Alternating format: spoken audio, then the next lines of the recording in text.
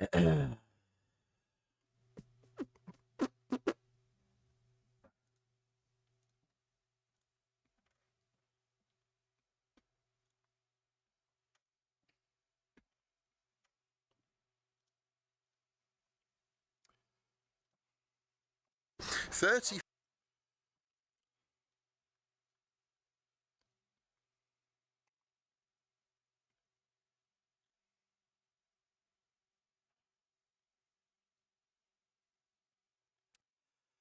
Yo, what up?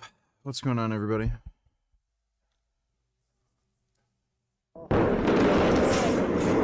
Across Lebanon, Israel's bombardment continues. The IDF says they're targeting Iran-backed Hezbollah, who overnight fired rockets at Israel. Israel still maintains the 2-week ceasefire struck between the US and Iran earlier this week did not encompass their ground and aerial incursions into Lebanon. There are proposals for the two countries, who normally only communicate via intermediaries, to meet for direct talks next week. The Lebanese president says they will only partake if these devastating strikes, which have claimed almost 2,000 lives, stop. In Pakistan's capital, Islamabad, tight security restrictions have been put in place for negotiations between the US. Basically, as expected, Zoran Mamdani is completely destroying New York. His stupid, dumb communist policies are just driving up living expenses, so people are getting exactly what they asked for. That's what communism does. When you're promised free shit, when the money isn't there, everyone goes broke and then everything gets more expensive. It's what happened in the Soviet Union. It's what happened in China. What's happened in Cuba, South America. Like clockwork, communism does what communism does. And Iran this weekend. Pakistan, which borders Iran, has emerged as a key interlocutor, but is warning that the gaps between the two nations' negotiating positions are wide. Nevertheless, boarding Air Force Two for the talks, US Vice President J.D. Vance said he expects them to be positive. If the Iranians are willing to negotiate in good faith, we're certainly willing to extend the open hand.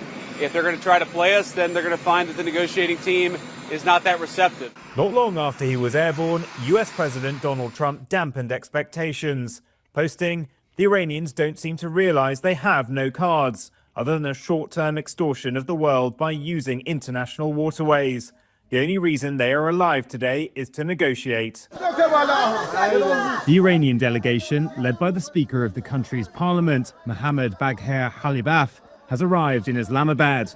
But on social media, he's been demanding a ceasefire in Lebanon and the release of Iran's blocked assets prior to the commencement of negotiations. If both sides actually do sit down for negotiations in Islamabad, the list of issues, including reopening the Strait of Hormuz and Iran's enriched uranium, are not going to be worked through. It sounds like the US is gonna pummel them with more airstrikes. So the civilization-ending threat may end up coming to pass because Iran's leadership, the IRGC, are just fucking retarded.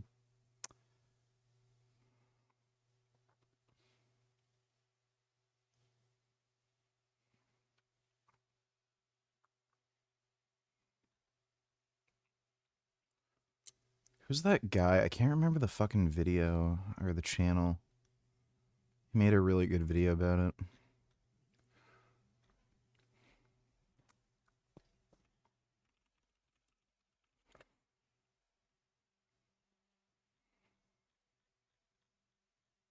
What's the guy's fucking name?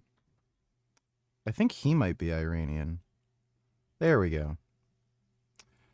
Yes, Tom Nash. There we are.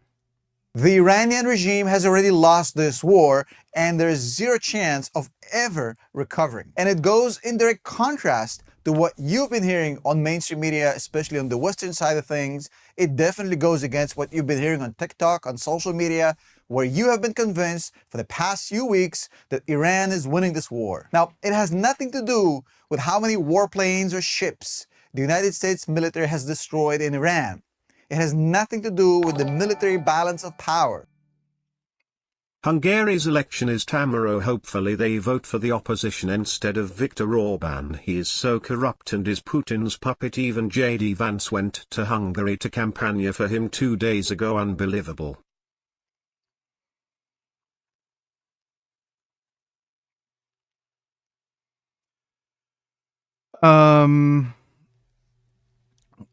Since he's working with the Russian regime, it wouldn't surprise me if the elections are rigged in some way. But yeah, it's pretty fucked. Thanks for the donation, Dodo. It has everything to do with one little place called the Strait of Hormuz. The entire Western media is not reading the situation correctly. And here's how we got here. So everybody knows about the famous ultimatum that Donald Trump set for Iran. Basically, open the Strait of Hormuz or else I'm gonna bomb bridges and power plants and send you back into the dark ages. So just as this ultimatum was about to expire, we heard about a deal for the next 2 weeks for a ceasefire, a temporary ceasefire brokered by the Pakistani government.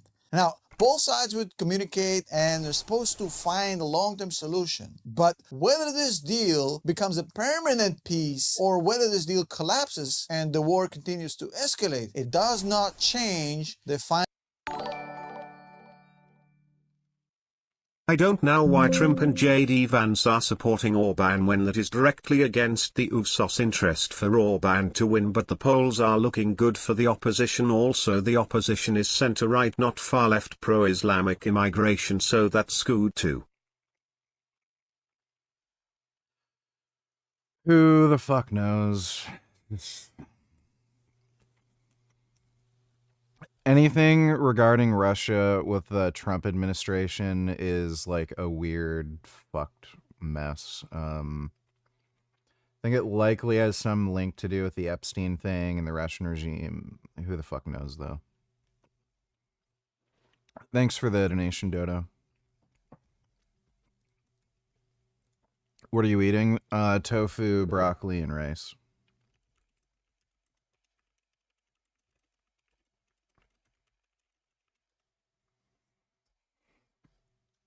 Final conclusion of this video, which is that Iran has already lost the war, no matter how this ceasefire deal plays through for the next couple of weeks, couple of months, or even couple of years. We have to cover everything. So number one, I'm going to show you Iran's own goal. It is one of the worst own goals I've ever seen being scored on the political global chessboard since I've been studying geopolitics. Number two, I'm going to talk to you about what's next. There's multiple scenarios. It's not just one thing. And I'm going to talk about the winners, the losers, and the potential outcomes of this Iranian situation. Now, what I do on this channel, and I pride myself of not taking sides. One of the things I hate the most about Western media is how everything became political. You only hear agendas, and you only hear paid shills. You never... I'm not going to bother reacting to Mia Khalifa. She's a dumb bitch. She's literally just a retard who did porn. Somehow she got a fucking job commenting on sports. Like, what the fuck do I care about any of her political takes? And we know she's a Nazi.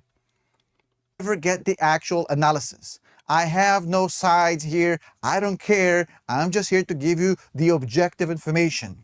I'm not gonna decry Trump. I'm not gonna hate on Trump. I'm not an Iranian shill. I don't hate anybody. I'm just an analyst. And I'm gonna give you what you have not been getting from mainstream media, from Western media, from Eastern media, from no media. I could not find for the life of me for the past month a good analysis explaining exactly what's going on with zero agenda. So if that is what you're looking for, you're definitely in the right place. So don't click nothing, don't smash nothing, don't buy nothing, just listen. I've laid out 10 predictions for the next 10 years on the global chessboard. Massive project I've been working on, and I want you guys to have it. So you can download the complete guide for free right now. Go to the description of the video, click the link, and it's free, it's yours, it's my report to you. The reason it's there and not here is because, number one, it's very, very long. And number two, there's certain things I simply cannot say here. So that report is my full, uncensored, complete analysis of the next decade, my top 10 things that I think are going to happen. And that report is going to serve you financially and geopolitically. It's going to ensure you understand exactly what's going on. Go get it. Thank you so much. Okay, right now, let's go back a step back. Okay, why this war? Sleepy Donny Tillers, Frank is literally insane to organize this. I don't think he organized it.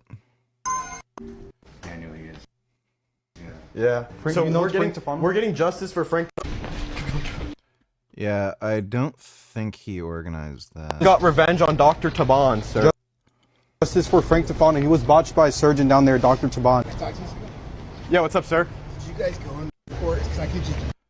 Because they didn't mention Frank paying them or anything.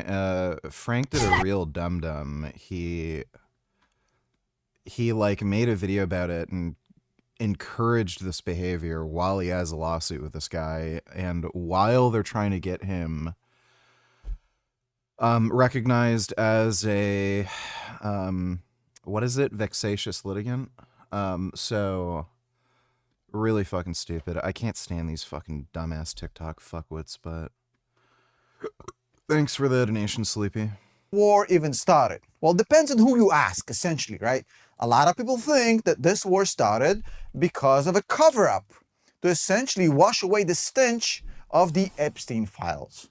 Now, I'm going to say maybe to this, okay? Another conspiracy theory is that Bibi Netanyahu and the Israelis are really puppeteering Donald Trump, and this is an Israeli conspiracy.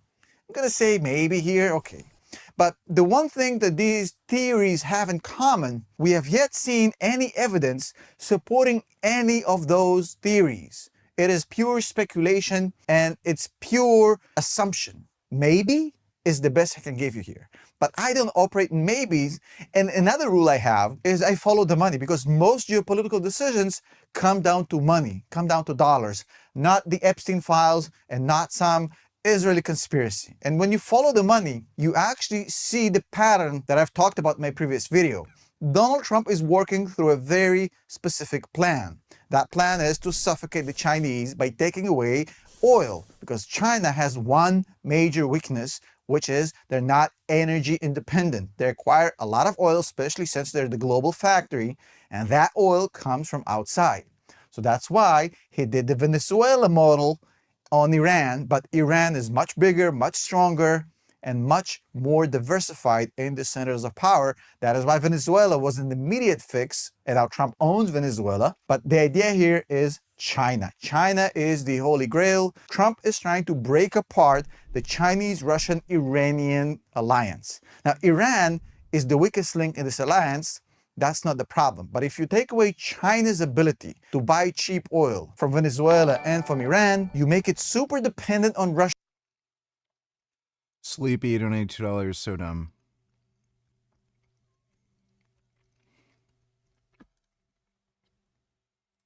Yesterday, when was the assassination of Charlie Kirk? And to my surprise, it responded with this. There hasn't been an assassination of Charlie Kirk. As of now, he's alive and there's no verified report of anything like that happening. If you come across a post or video claiming otherwise, it's almost certainly misinformation. Now, I closed out of this a few times and asked it the same question, and it always gave me the same answer. Now, this is interesting because I know that this assassination was a staged event, and perhaps ChatGPT is telling us the truth. Let me show you how I know. We're going to start with a holographic projector in the back of this tent that had the exact same specs, by the way, that you need to make a hologram. Look into that. And they took this. I don't even bother sending me this stupid shit. These people know they're lying. It's just a fucking game to get views on Instagram. I don't fucking care. Walking around with a jab that got a little bit of Epstein in him. No way. Epstein is main. Yeah, everybody knows this guy's a retard. Don't fucking care. Thanks for the donation, dude. Russia and China are not actually good friends. They have a lot of animosity, they have a lot of beef, and when you make them absolutely codependent to the point there's no other alternative of energy provision, then you start internal beef. And the next step obviously will be Cuba, but that's going too far. He's working through a very specific plan. Iran is the link that you need to take away to squeeze China.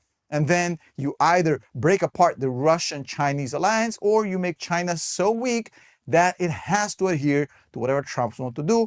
But that is the stated goal. Now, From the stated goal to the achievement of said goal, the distance is great. And I'm not going to be sitting here telling you that the goal was achieved. This is not me deriding anybody. If you look at it objectively, right, in order to achieve this goal, what Trump needs is one of two things. He needs to control Iranian oil and the flow of said Iranian oil to China. To do that, he needs either or a regime change, which he still did not achieve, or a policy change within the existing regime to cooperate with the United States.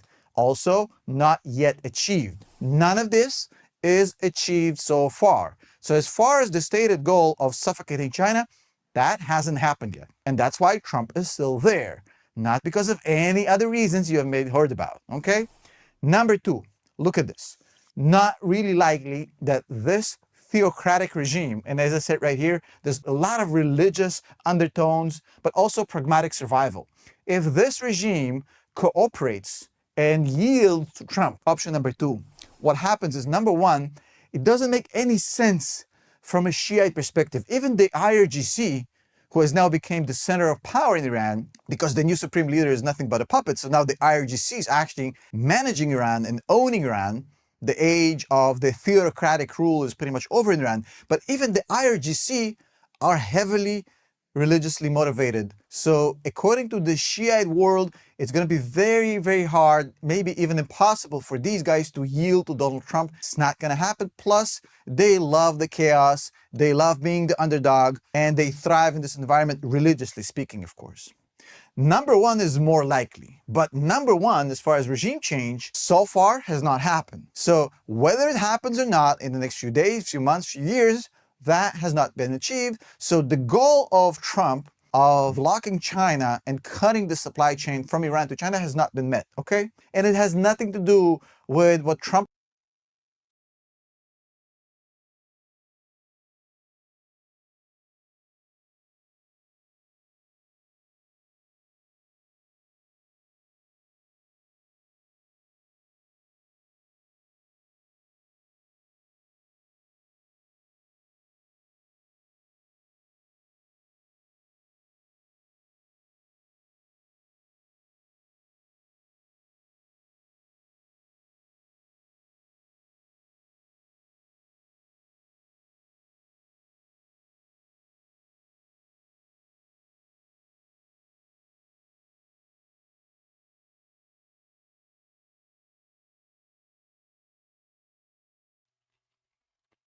is saying. Trump is giving all these speeches about, oh, we destroyed their navy, we destroyed their air force, we're bombarding them, etc., etc. All is true.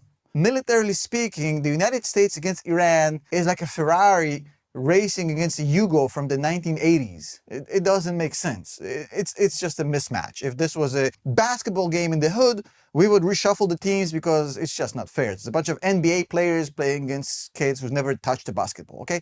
Not the point. You're gonna hear a lot of paid shills, a lot of useful idiots, and a lot of lazy analysts explain, as they have been doing over the past few weeks, how Iran is winning this war because they're raising the prices of gasoline at the pump and they're squeezing out everybody, etc., etc. Which is true. The prices of oil are coming up, the stock market is coming down, people are annoyed, inflationary pressure is going up, but none of this is long term, and the analysis is absolutely wrong, because you cannot analyze geopolitics in months, probably not even in a year or two. When you're looking at geopolitics, unless you're a paid shill or an idiot, which a lot of them are, I'm not going to name names, but you exactly know what I mean.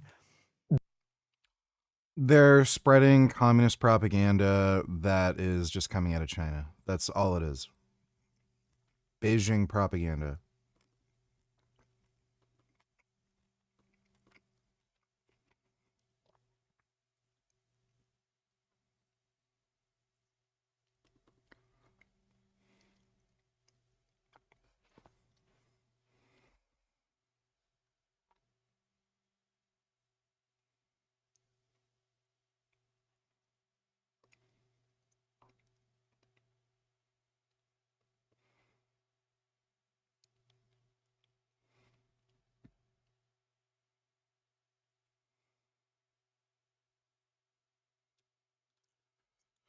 The lazy part is looking at 6, 12 months, 18 months forward, not seeing the bigger picture. And the bigger picture here for Iran is quite alarming. I'll show you. So what happened with Iran?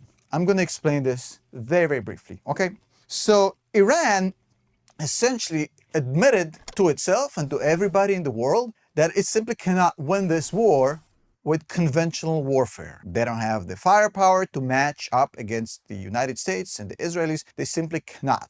So what they've elected to do is wage economic war to pressure the United States and the Israelis by raising the price of oil. Okay? That is all it is. The reason Iran can do it is because they hold the choke point, at least one choke point, which is right here, which I'm sure you heard this name before, called the Strait of Hormuz. It's located right here. A lot of it is, by the way, owned, well, not owned, but borders with Oman. But Iran also holds this part, which means that Iran quite easily can blockade this passage. All you need is a couple drones and a couple grenades, and no shipping company will ever take the risk of trying to sail through here. It's a very narrow point, and it's a huge squeeze, and that's why crude oil is now north of 100 climbing up, because Iran has been squeezing this. The other thing is that Iran has already announced they're going to squeeze the second choke point we have right here, called the Bab el-Mandab, near Yemen. This is another choke point that leads all the way to the Suez Canal, next to Egypt. But if you block these two, by the way, the reason Iran can block this one is because Yemen isn't a real country anymore.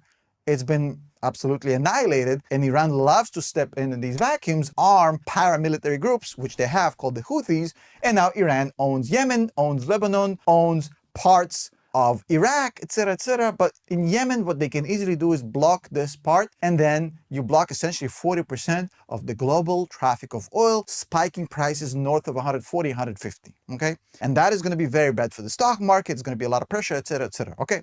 But I want you to think in decades. Don't think in 12 months period. What we have here essentially is somebody taking a hostage during a robbery. Right now, assume Iran, in this analogy, is the armed robber. They're armed with a gun, and now they've taken a hostage, an innocent civilian, and now they're faced with 500 policemen, all with guns aimed at them at the entrance to the bank. And now we have a standoff, right? There's no way this one robber with one gun can match up against 500 policemen with machine guns and SWAT equipment and helicopters. There's no way. But that robber has one leverage, which is the hostage. The hostage keeps the robber alive, equalizes the playing field, because nobody on the police side wants or is willing to take any action that's going to actually hurt the hostage.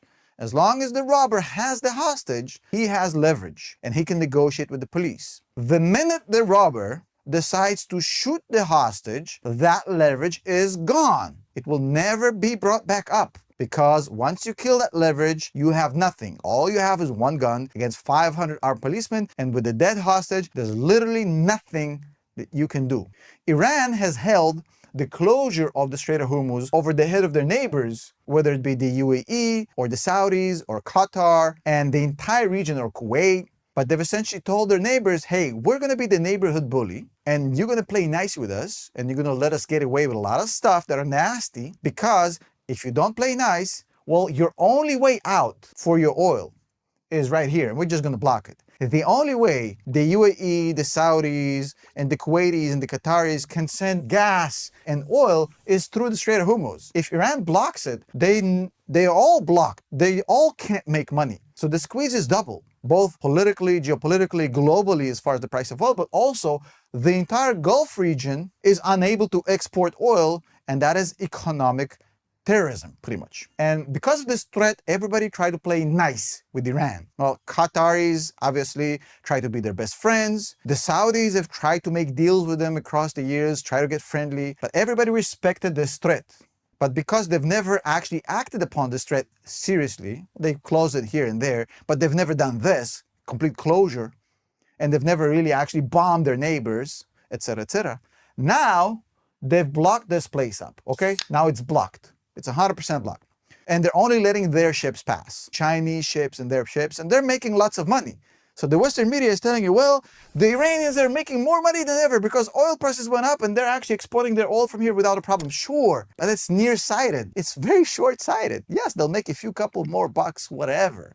But guess what happens? You think they're going bankrupt, so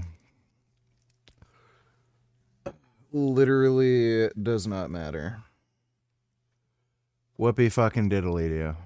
That the Saudis, the UAE, and the Kuwaitis and the Qataris are just gonna allow this to hover over their head when all of this is over so that Iran can do it again? Think about it. What is the one thing Kuwait, Qatar, Saudi, and the UAE, what is the one thing they have plenty of? Literally plenty of, endless money, okay? The Gulf countries have a cheat code. Imagine it's a video game. They can literally click a button and create endless amounts of money like back in the old games where you could just do a money glitch and get like gazillion dollars. That's literally what they are. So if you have endless money and you have endless oil and Iran has showed you they're willing to kill the hostage right here, what you're gonna do? You're gonna figure out a way to eliminate this threat. Now, you cannot do it militarily because, again, all you need to block this is a drone with a grenade. It's very hard to stop. So what's going to happen is all these countries are going to figure out what's the next best thing. Well, if we're not able to use this, and if Iran is going to use this as leverage over our heads for the next 20 years, we have to get away from here. How? Well, the Saudis have already figured it out a long time ago. They actually built a pipeline going from one coast to the other all the way to the Red Sea, right here. The capacity, this is Saudi, by the way, this whole thing, it's massive, right? The capacity of this pipeline that bypasses the Strait of Hormuz and the Bab el-Mandab, the second closure point, which is currently now being threatened as it's going to get closed by the Iranians, right? And when I say the Iranians, I mean the Iranian regime. Just nuke Iran, nuke Yemen. Shitholes anyway. Not the Iranian people, who I absolutely love, but no beef with the Iranians. But again, the Iranian regime are known dirtbags, right? So the Iranian regime is saying, well, we're going to close this as well. So the Saudis have a pipeline. The pipeline capacity right now is small, about 7 million barrels a day. It's not enough. It's not enough to offset the closure of the Strait of Hormuz, but 7 million actually flow from one coast to this coast, and then it gets uploaded to ships, and then it sails. Dude, that would be some like epic gangster shit. If they made an adequate pipeline volume and then they started blocking ships so Iran couldn't use the strait, that would be fucking epic. Through here, which is actually the Suez Canal right here through the Red Sea. Pretty simple solution, right? So what the Saudis are going to do is two things. Number one, they're going to expand this pipeline heavily, and they're going to work with the Kuwaitis, with the Qataris, and with the UAE. All are going to pay for this. And this pipeline is going to get expanded like you've never seen before. Everybody's going to pay for it, and it's going to actually bypass this whole kerfuffle right here. So the oil is going to flow all the way from the Gulf countries, all the way to the Red Sea, through the Suez Canal.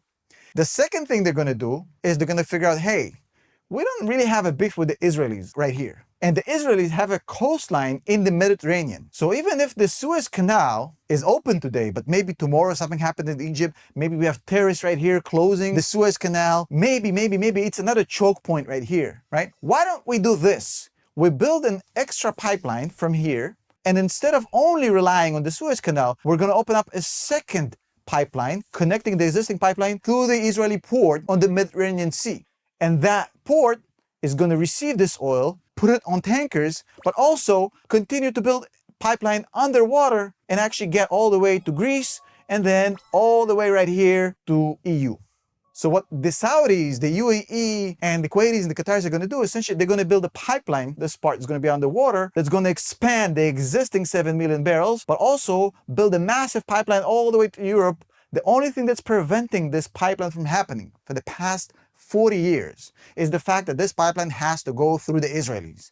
And right now, everybody is saying, well, look, Israelis are not a good PR move for us because in the Arab world, as the Saudis, we are the leaders of the Arab world. What will people say? You know, unpopular kings tend not to survive, etc., etc., etc. But when the threat is so big from Iran, Animal Liberation $20. When I was on my juice cleanse for 90 days, I was drinking 2.5 gallons of juice. At least half of that was fruit. Why is it that I was losing fat even though I was taking it above what my supposed maintenance calories are?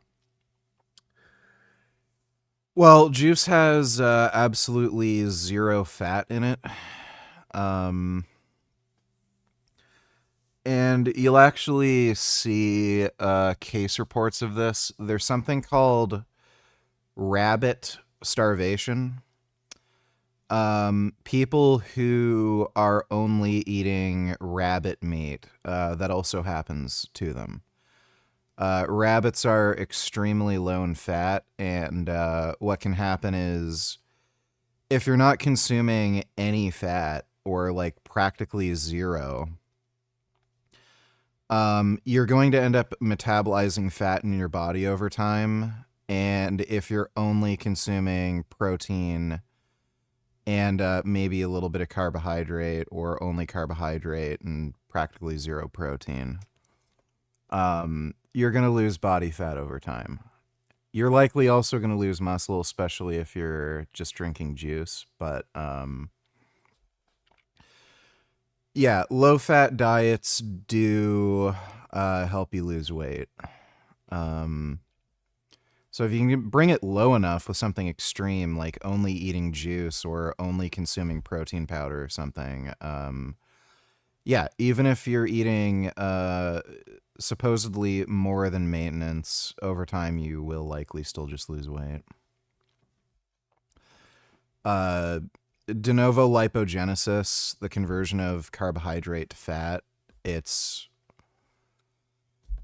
not anywhere near to a degree where you'd actually be able to gain weight.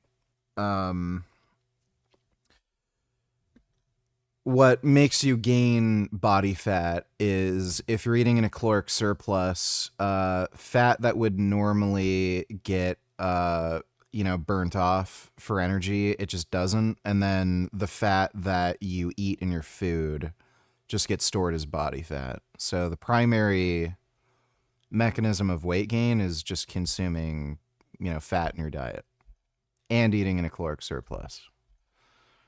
Thanks for the donation, though, Animal Liberation. Appreciate it. 21st, $22. Why won't you play the videos of the guys harassing Dr. Taban on stream? You keep skipping them. We want to see them. Obviously, dipshit. It's not funny and they're annoying. And it's boring. So that's why. Thanks for the donation, 21st. Dodo donated $2. Let me see. I've made clear my very deep opposition to this war in Iran. It is an opposition not just of a procedural nature or a political nature, but frankly of a moral nature. We are speaking about a war that has killed thousands of civilians.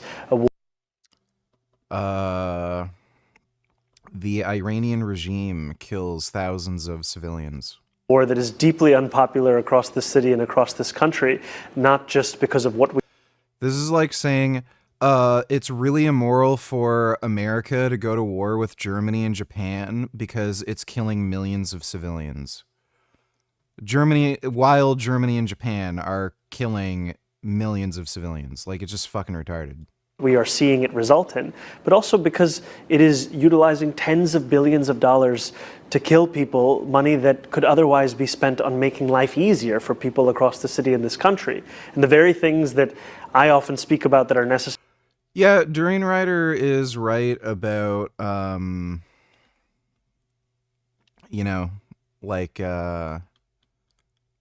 very low fat, high carbohydrate diets not causing weight gain. For working class New Yorkers that we are told are impossible or unrealistic, they would cost a fraction of this tens of billions that we're seeing. And does that frustrate you that you're watching this money, $900 million? And that's one of the reasons why I was able to lose weight so quickly. I lost 70 pounds in 3 months. I was eating a ridiculously low-fat diet. There had to have been less than 5 grams of fat in my daily diet. I was only consuming protein powder, blueberries, and I think 1 apple a day. So it's practically zero fat. A day being spent on the war where you have projects which cost much less that could make a huge difference. Does that frustrate you? I think it should frustrate all of us. Tupac said it decades ago. It continues to be true about the fact that we always seem to have money for war but not to feed the poor. And that is not the way that politics should be. That is not what Americans want politics to be.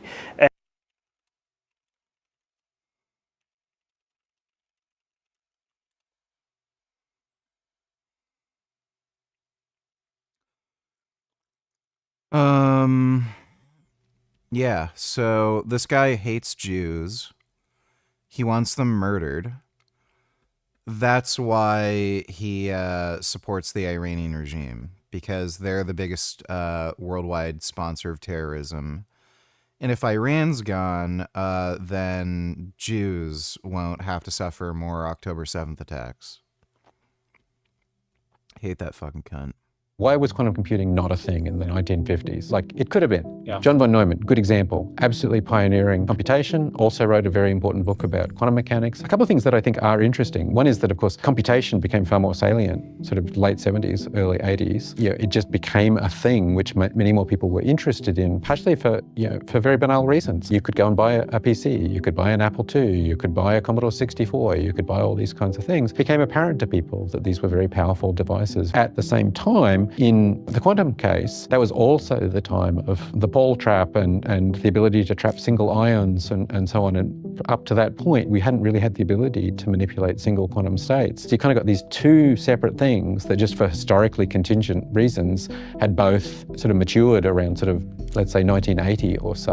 A story about Richard Feynman. He went and got one of the first PCs and he was apparently just so excited. He actually tripped and hurt himself quite badly carrying his brand new computing device. That's a very historically contingent coincidence, but having somebody who's very, very talented and understanding of quantum mechanics, also just very excited about these new machines. It's not so surprising, perhaps, that he's thinking then, what similar story could you have told 10 years earlier? The conditions don't exist for it. So I think it's quite a banal story. Interesting. Do you believe the protein amount is mistaken here? Seems like a lot. Here's how simple it is to make. Take 2 cups of watermelon seeds, also called magaj, soak them for about 6 hours, then blend them with 4 cups of fresh water until completely smooth. Strain it and you'll get a rich watermelon seed milk like this. Now heat that milk in a pan and something magical happens. Literally never heard of this before. It begins to curdle. The solids separate. Then strain it through a cloth. Remove the excess water inside, flatten the residue and place something heavy on top to press it firm. 30 minutes later, you'll be left with a block of protein-packed plant-based paneer, which contains about 80 grams of protein. Assuming that you'll eat about a third of this block in one serving, that's 27 grams. I have no idea what the protein concentration is with watermelon seeds. I didn't even know people ate those. So I'm not sure. Weird. I didn't know that was a thing. Thanks for the donation, Dodo. Low-fat diets help you lose weight 1 year ago. For years, it's calories in, calories out. Doesn't matter if it's fat, carbohydrate or protein. Richard, what a delusional idiot. Can't believe people listen to this flip-flopping moron on anything at all. So,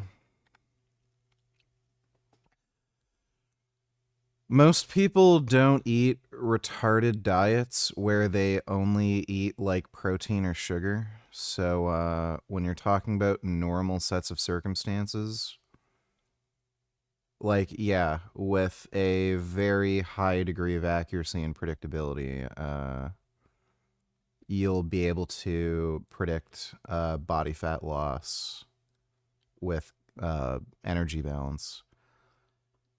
So if you do some kind of extreme diet where you're eating practically zero fat, where you're only eating like fruit or only eating protein powder or something, that effect of having practically zero fat in your diet is going to accelerate weight loss. And even if you're in a caloric surplus, you might still experience weight loss.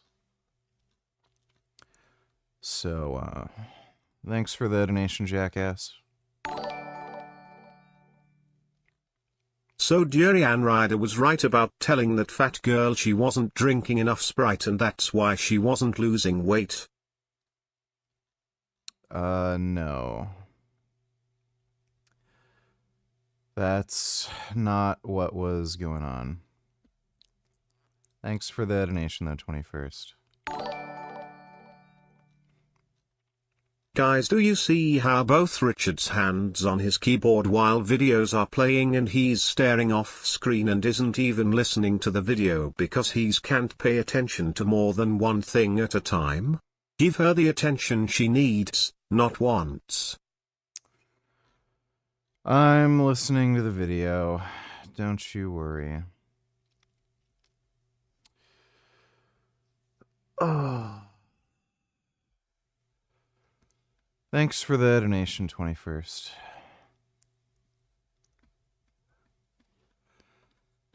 Has Frank Tefano uploaded any stupid shit today?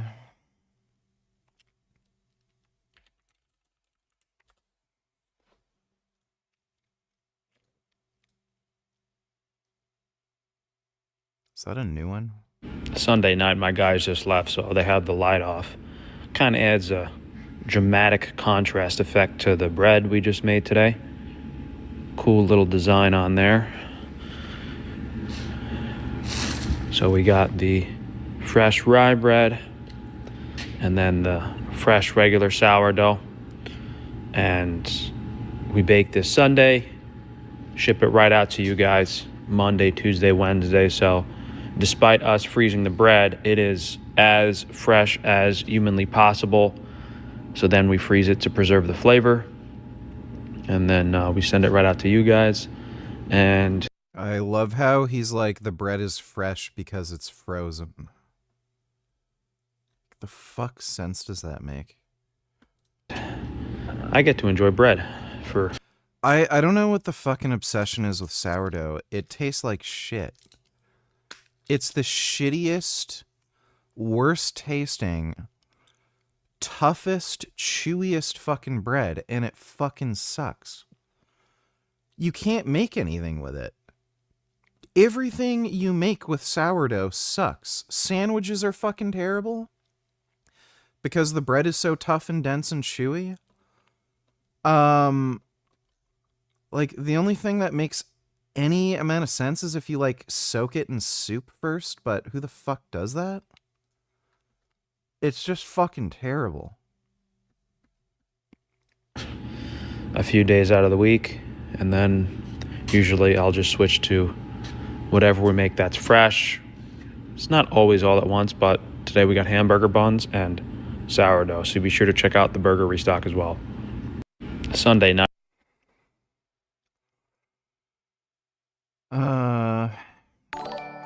Cam, don't you tell her sup, Nicker?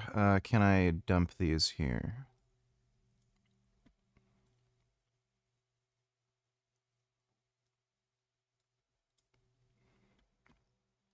More than other women, and in a recent study that will be shocking to absolutely no one, the results showed that male students show more tolerance for their political enemies than females show for their own allies. That's right. In other words, women are meaner to people on their own side than men are to people who sit on the opposite side of an issue. Look at this chart. What do you notice? Well, there is no overlap between the genders. Being a man is what makes you more tolerant. That's literally it. So that's probably why when we get home and complain about that bitch Becky at work and the men in our lives don't seem to care, it's not that they don't care.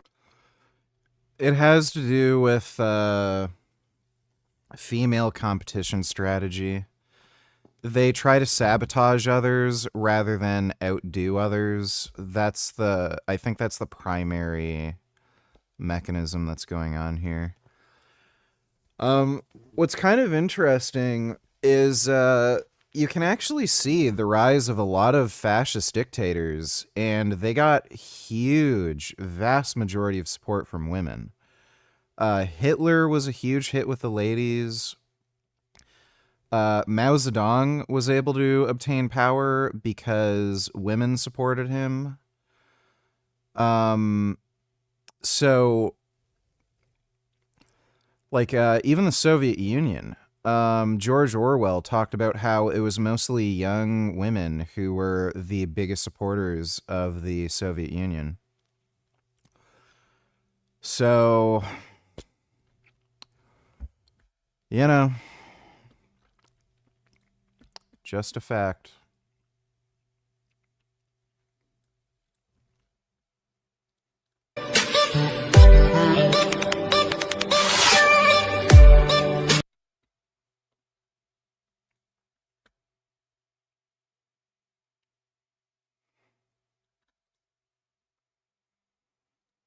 $1,000 off. They want to take $2,000 off. That's a joke. You take no money off when somebody calls you on the phone. 000.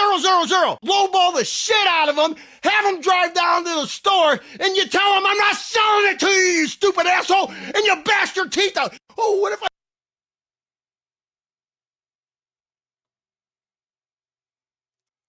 That'll upset people. Thanks for the donation, Cam. 21st donated $2.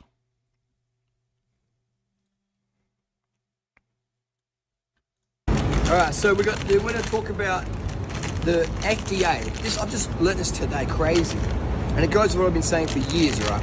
I get so much of this stuff for free. I get chocolate bars, this vegan, this fatty stuff. I get dumpster diving, if you know, you know. Thousands of dollars a week I can pull from bins. This is used by date, 8th of August 2026. Not even, that's totally fine. Kettle Crisp, my favourite. Yo, but you got 11 grams of fat in here. So, not much, but it's going to add up. A calorie and a calorie. But then again, the FDA says they can have 20% over calories or 20% under calories, apparently. So how many calories in a pack of chips? You don't really know. You can't have under. I just read on businessinsider.com. The way they measure calories isn't 100% accurate. I think there's a few different methods, but like basically what they do is they just burn food. So is that it? Do they allow 20% margin? I don't know. You can have under as well. You can. Yeah. So this is why tracking calories is a total waste of time, because how much is in a packet of chips? Michelle's eating a carrot on it. How much is in a carrot? We don't know. You know what I mean? Don't worry about that. Look at these pigeons over here.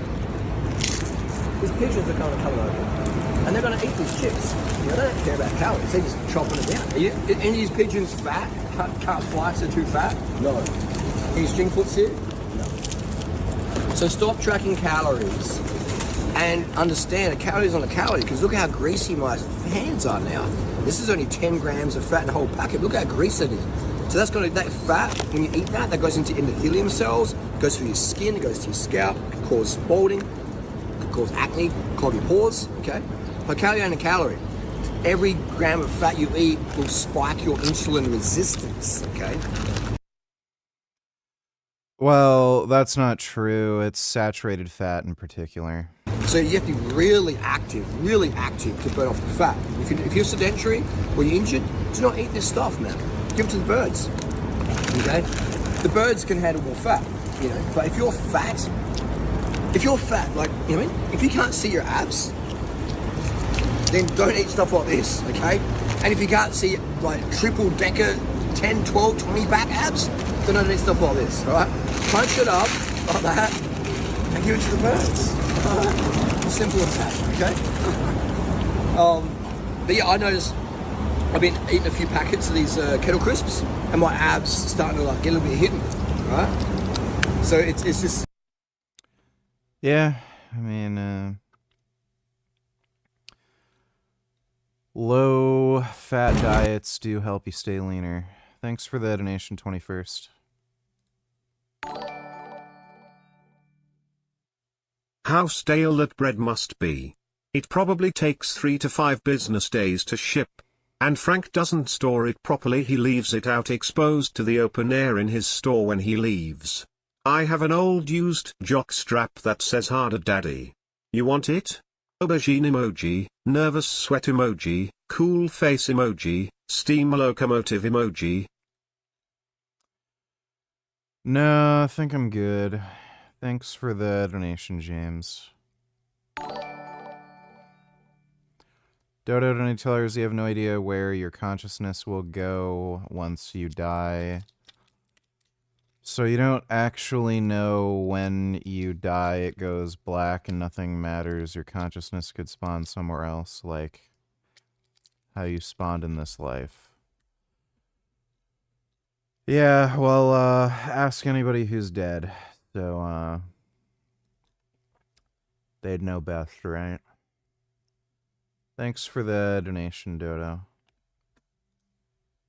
And when the Israeli situation has now gone second grade, and the Iranian threat has become so much greater. The Saudis and their neighbors will all basically say, you know what, the Israeli thing, the PR damage, we'll take it. It's going to take 10 years to build this thing anyways. By that point, who knows what happens? All of them have been pushed by Iran by killing the hostage into the Abraham Accords. Right now, the UAE has Abraham Accords, but now Qatar and the Saudis will sign Abraham Accords, and they'll build this pipeline all the way to Europe through the Israelis. What happens? The Israelis get their leverage, they actually have the pipeline, they get their money, and they become friends with the entire Gulf except Iran, building a coalition against Iran, isolating Iran even further. So geopolitically, financially, everybody wins except Iran. That's what happens when you kill the hostage, okay?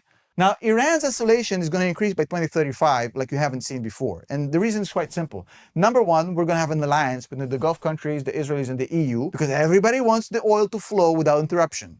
And they know if they get out of Iran's thumb through this pipeline, it's going to happen. And it's all going to be secured and sponsored by the US, which also benefits from cheap oil. But also what happens is that the relevance of the Bab el-Mandab and the Hormuz Strait actually declines, which means Iran loses leverage. But the other thing that people forget, that the economy in Iran is in a massive decline. We're talking about an economic collapse. The reason that the protests in Iran started just a few months ago is because of economic issues. It's because there's no lights and there's no food. It's very, very simple. They have a drought, no water, there's economic decline, and there's social unrest. After this war is over, at some point, even if the regime survives, these things, combined with that thing, are pushing the Iranian regime into implosion. So it's not about it's not about if. No, I would not ever travel to a Muslim country. Thank you for the stupid question, dumbass. It's about when. The Iranian regime has already collapsed. It just doesn't know it yet. There is no way out of this. Nobody's going to give them money. Nobody's going to help them. And their value, by getting decreased right here, their value as friends to the Russians and the Chinese declines. The Russians and Chinese not going to help them if this is no longer a pressure point on the United States and the Europeans. So whether Trump gets this done or not, as far as the China angle, the Iranian regime has already lost it. There's no way back. You cannot resuscitate the hostage. It's gone. If you enjoyed this video, thank you. Tell your friends, share the channel. I want more people to get this unbiased, unfiltered.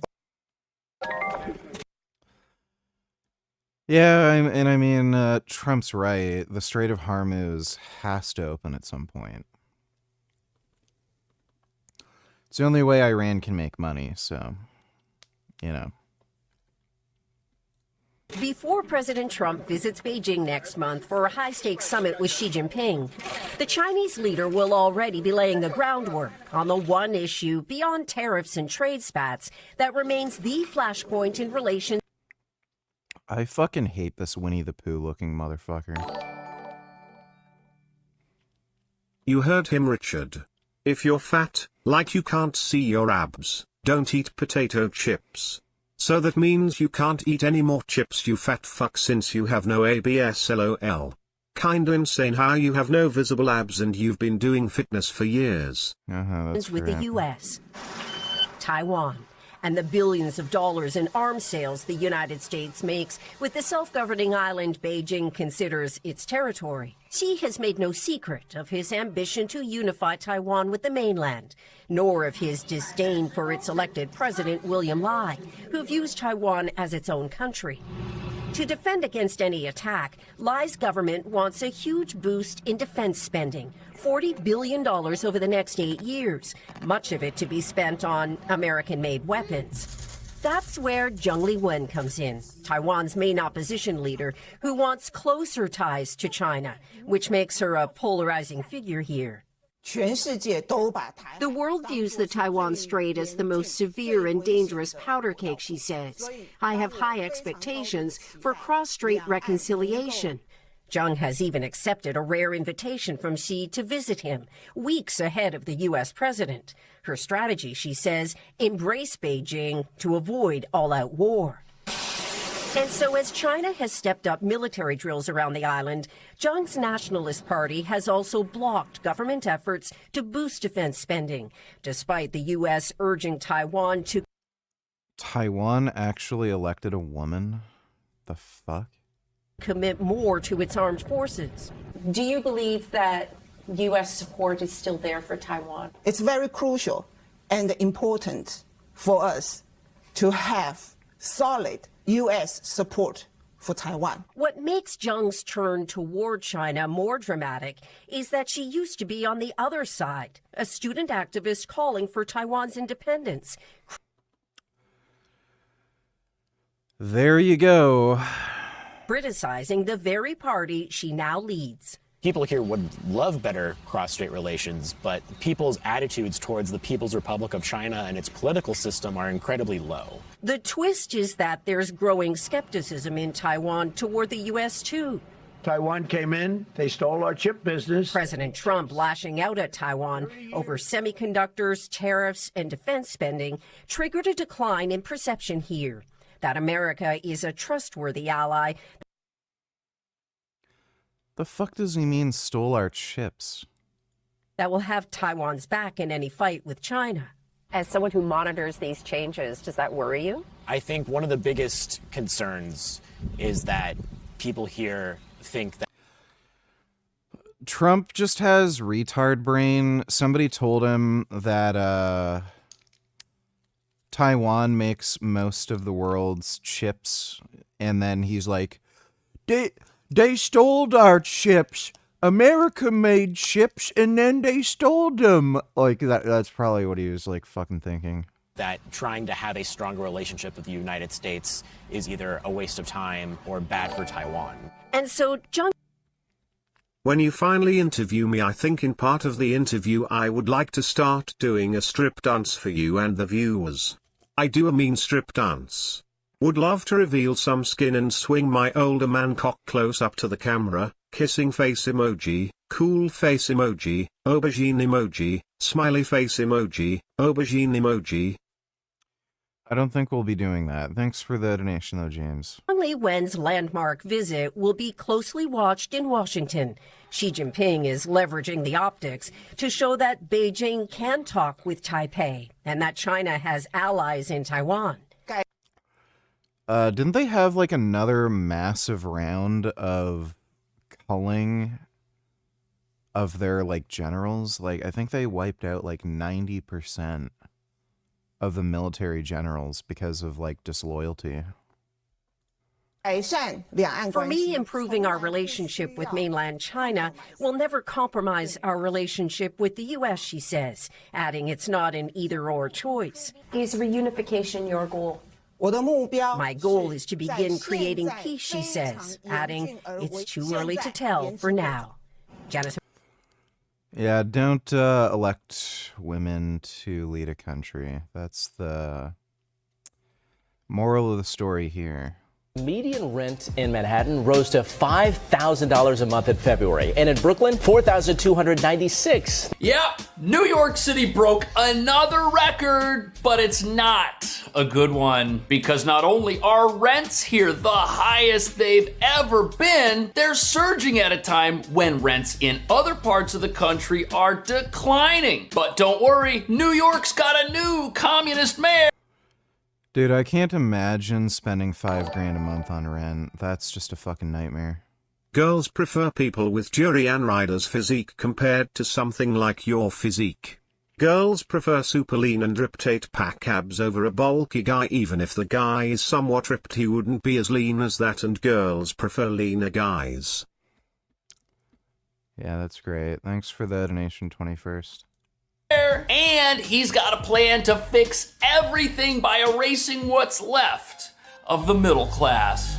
The median monthly rent in Manhattan has now hit $5,000. In Brooklyn, it's nearly $4,300. But then if you ask New Yorkers, they do not need a report to tell them that.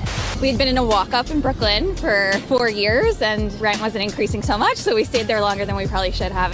This is an untenable situation. So today we are announcing that we will be taking action, stepping in to represent the interests of the city and the interests of the tenants, and say once and for all who this government will be fighting for. New York City landlords sounding the alarm over Mandami's rent freeze plan. When did this become an ATM machine? This is an ATM machine. This is what happened in New York City. This is exactly what was your unaffordable affordable. Stop. Right now, there are thousands of units that are not being rented out because it no longer makes financial sense. It's called warehousing. And what landlords are telling me is that if this rent freeze goes into effect, thousands more units will be taken off the market, which means everything that is remaining goes up in price.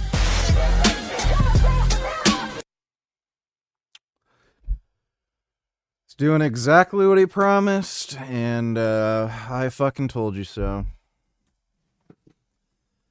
This dumbass is gonna make New York an even more unlivable fucking shithole.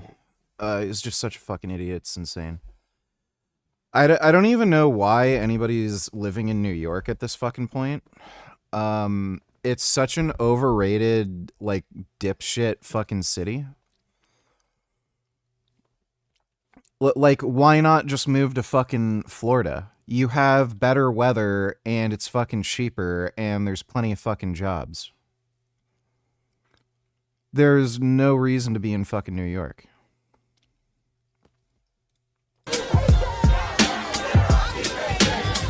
So as New York City rents hit record levels, the fix is in to freeze them in around 1 million apartments. But what nobody's talking about is that if you do this, it's just gonna backfire and make the whole affordability crisis here even worse. And just like the plans for free grocery stores and higher property taxes, this isn't the only communist affordability cure having the opposite effect, erasing the city's middle class. And you've got to understand that while freezing rents might make life more affordable in around 1 million city-regulated apartments, the costs to operate the buildings those apartments are located in, those keep going up. And if landlords can't raise rents on some of the apartments, the other roughly 3.5 million apartments that are left that aren't regulated, guess what's going to happen to those rents?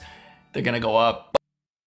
Yeah, China wiped out 90% of the military generals, and yet you're still stupid enough to think the CIA's assessment China won't invade Taiwan in 2027 is due to them being scared of Trump as a result of the Iran war. Peak delusion, man. You're kinda dumb. That's nice. But there's more, because the mayor also wants to raise taxes and fees on businesses, who've also got to pay rent, which is gonna make it much more expensive to pay employees and workers, while keeping Ben & Jerry's ice cream under $10 a pint. Florida has hurricanes filled with retarded MAGA, no legal cannabis, less vegan options. Oh no, I guess you're better off staying in New York, where you're spending $5,000 on a shitty fucking apartment that should be bulldozed, and having to deal with winter, and having no fucking money, and having to work 3 fucking jobs. Just fucking retarded. Absolute nightmare for people just trying to make it in a city where their studio apartments cost an arm and a leg and haven't been renovated in decades. While they try to afford the $10 milk at our grocery stores, which they won't be able to buy at all after those stores close down, after the free stores put them out of business, and then implode on their own after running out of other people's money. And that brings us to the real reason why communism is going to do the exact opposite of creating an Hey, don't tell her that Cash Jordan guy is a right-wing influencer, so I'm kind of skeptical of the things he says. Yeah, you're a retard.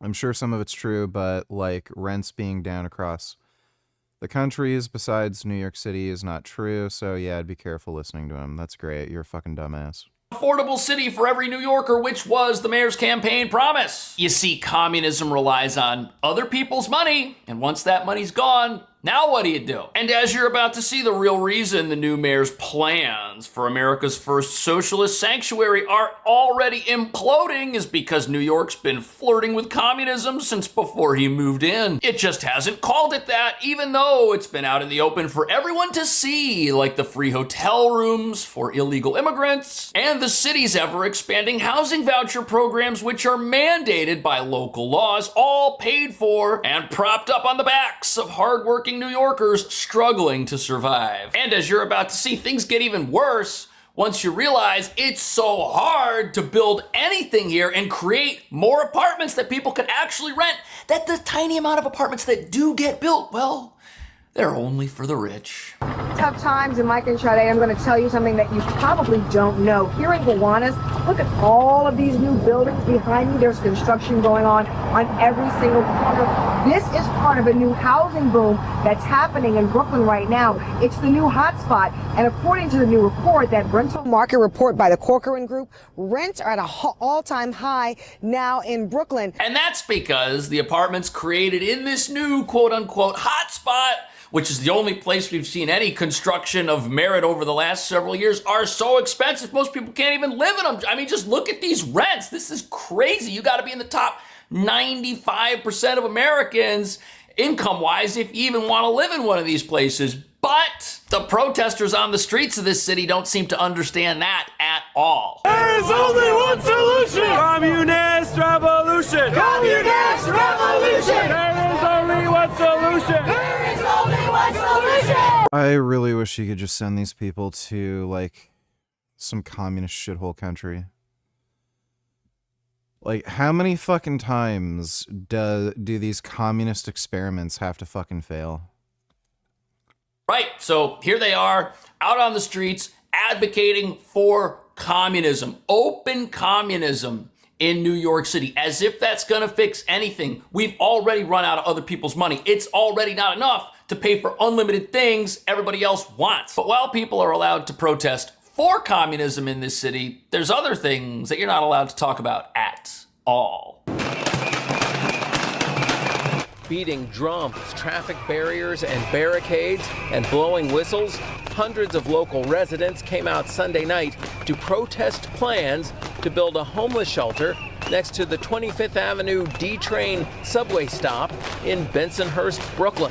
Oh yeah, if you want to protest the ever-expanding homeless industrial complex in this city that just seems to get bigger and bigger and bigger, costing us more and more money while helping fewer and fewer people, oh, nope. Can't do that. At the exact same time, look at who's got problems affording a place to live. It's the people protesting. They're supposed to pay over $4,000 a month now to live in Brooklyn, over $5,000 a month now to live in Manhattan, and get what? A place where one hand can't even wash the other hand. That's what's out there right now. But if you say anything about it, you become the enemy. Instead, you're supposed to just stay quiet and ignore the fact that communism is already all around you and making your life more expensive. Watch this. I certainly wouldn't be able to afford it. The apartment that I'm in, it's a 2-bedroom apartment. And with rent stabilization, it's one price, but the apartment above me, say, is a regular market rate. Yeah, you'd be talking $5,000. How do people do it? So if you move to New York right now, you're paying $4,000, $5,000 a month. You get to do it so somebody below you can live in a rent-regulated apartment, which is about to have frozen rent. Isn't that nice of you? Thank you so much. Meanwhile, the landlords that own these buildings, they've got to provide certain things for all apartments, no matter what the rent is, which is why so many of them sit in states of perpetual disrepair because they just aren't worth renovating. It's kind of hilarious. When I lived in Toronto, I got a deal on the apartment that I rented on because I paid for the first and last month's rent before the building was built, and they gave a huge incentive. I think it was like $300 less per month if you rented out the building before it was built. So I was paying $1,600, whereas it would have normally been $1,900. And a year later, the guy who lived on the same floor as me, he had the exact same unit. It was a 1-bed plus den. He was paying $2,500 for rent. And I think my rent only went up to like $1,600. Yeah, it was like $1,680. So like just fucking nuts, dude. How like only a year later, the guy ended up spending fucking like $900 a month more than me. Just fucking nuts.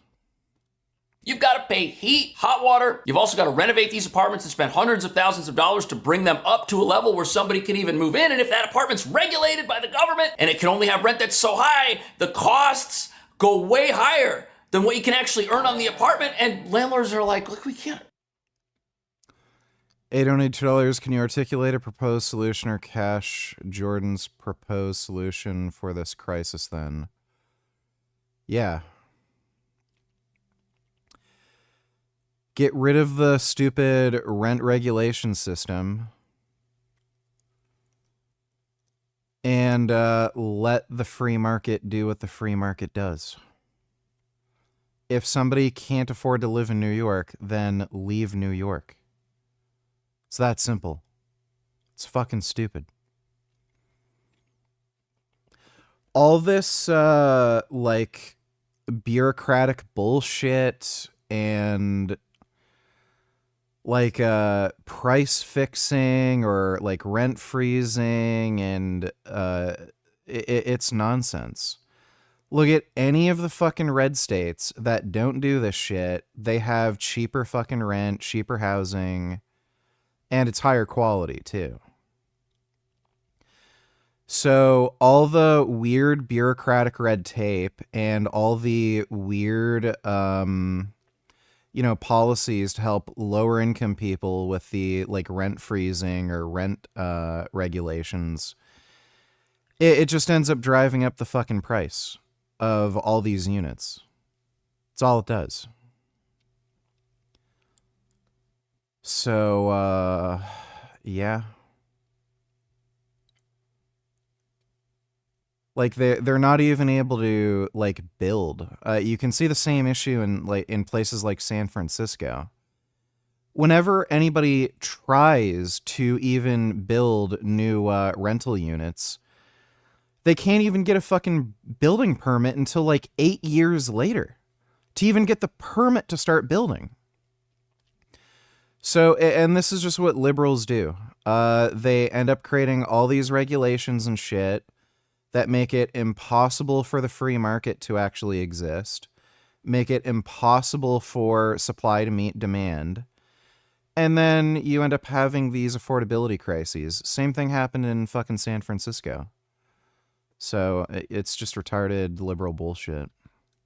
Can't afford to even stay in business with some of these places. That's also making our housing crisis worse. So even getting a rent-stabilized apartment, it's not really helpful. I mean, these places are disasters because the city's created a situation where the best thing for the landlord is for the person living there to just move out and for the place to collect zero rent per month. And as you're about to see, things aren't great even for people who manage to move in to these expensive luxury apartments. We've been in a walk-up in Brooklyn for 4 years and rent wasn't increasing so much, so we stayed there longer than we probably should have, and then we moved into a luxury building at the end of June 2025, which was a big jump up in rent for sure. So this woman, she just moved into one of these new towers in an area of Brooklyn that built up a whole bunch of luxury buildings, and she says that the reason she moved was because she was in a place, she got trapped living there, she finally got out, now she's in a luxury building, but it costs... What are your thoughts on The Incredibles movie? What are your thoughts on not asking me stupid questions, not wasting my fucking time with stupid bullshit? Even more, like, this is a exercise in financial futility here. People are not building a life for themselves. They're not saving for the future. They're going paycheck to paycheck, even while paying rent. Most of the country could never even afford to live with roommates. This leaves most New Yorkers who are middle and working class completely in the dust, and it's erasing them and their future because they don't have a viable housing option. If your family expands and you're paying $5,000 a month to live with roommates, or perhaps you live by yourself in one of these one-bedroom apartments that cost that much, good luck finding a 2-bedroom or a 3-bedroom. Your rent is gonna double or triple. And this is happening in places like Brooklyn where the median income is $81,000 per year. People do not have a home to move into. They're either trapped where they are, or if they do manage to move and life changes, they have to leave the city and take their income with them. Opening up another 1-bedroom apartment for somebody who's gonna be here for a few years and then do the exact same thing. This is not creating a sustainable city. This is not creating an affordable city for everyone. Yet while we've got communist protesters roaming the streets, and while we've got a mayor who talks about taking down these landlords and making sure that tenants are protected, nobody wants to hear from the landlords at all. Nobody wants to hear from them why it's so expensive to even offer housing in this city to begin with, because then the real problems with all these affordability fixes become crystal clear. These are 4 units. You see 1 staircase here, 3 behind me. Back in 2017, when this was built, the property taxes for just 1 unit right here was nearly $25,000. Wow. Now, 8 years later, it's up to $44,000. You've seen a 44% increase in property taxes alone. Rent obviously hasn't gone up 44%. Landlords say this is all because of New York City government making the problem worse, and they fear it's only going to get to be a bigger problem. Of course, because the mayor said he wants to come out and either tax the millionaires that own these buildings more or raise property taxes on these buildings. Of course, it's only going to get worse. And here's the problem nobody wants to talk about. There's only so much money you can get for an apartment that is a certain size. If only one person can live there, its earnings potential are capped by its physical constraints. You can't just build apartments that can bring in $10,000, $20,000, $30,000 a month in these places, because that's what it's going to take for the landlord to be able to stay in business. At the same time, that's not affordable for anybody. What an absolute disaster. But hey, this is the situation that we've created in New York. This is the situation that's forcing out families and middle-income residents, because after they pay their rent, they got to go to the grocery store and they got to buy the groceries. And even if we end up with free grocery stores, eventually the taxes are going to be so high to afford the free groceries that $8 VG, after Goldie posted that message on Twitter saying that mosques in Iran were hubs of terrorism, this is what happened to her after that. Goldie and I, do you know Goldie? Goldie Kamari? Yeah. Oh, right. Okay. Yeah. I can barely hear anything. We got an email saying from this hacker group saying that they'd commissioned a Mexican cartel to behead us for $250,000. So I obviously went to the FBI and they opened the investigation. DOJ determined that it came from the Ministry of Intelligence in Iran. Wow. Yeah. So, and just get this, because it gets worse. After I had been on an episode of Piers Morgan, right? And Anna Kasparian had taken a clip of me and Goldie laughing at Cenk because he was going, Israel's to blame for 9/11, Israel's to blame for Iraq, Israel. Like, it was just funny, like we were laughing. And then she manipulates the clip and takes our laughter and says essentially that we were laughing at war. And she calls us laughing hyenas. So the Ministry of Intelligence, in its email that it was going to behead me, used Anna Kasparian's thing and said we were laughing like hyenas at war, just quoted her word for word. And it's like, is this? Oh, and then they have her in their Telegram group chats. So that Fast News, which is one of the state's media, they have her, they're promoting her, doing her like an anti-Israel stuff within their group chats. And it's like, and they've also, they've had Cenk Uygur on their IRIB, which is their broadcasting channel, and of course Tucker Carlson. The grey man himself. And it's like, is there not a point where people are going to see like how on God's green earth, these are people that are going out there saying like, oh, we're pro-American. You are literally being used by the enemy of the United States. They agree with your talking points. They follow you and fangirl over you. And the FBI is concerned about me against you. Do you know what I mean? Like you're not pro-America. You've gone so far the other way. And this is moral. Yeah, whatever.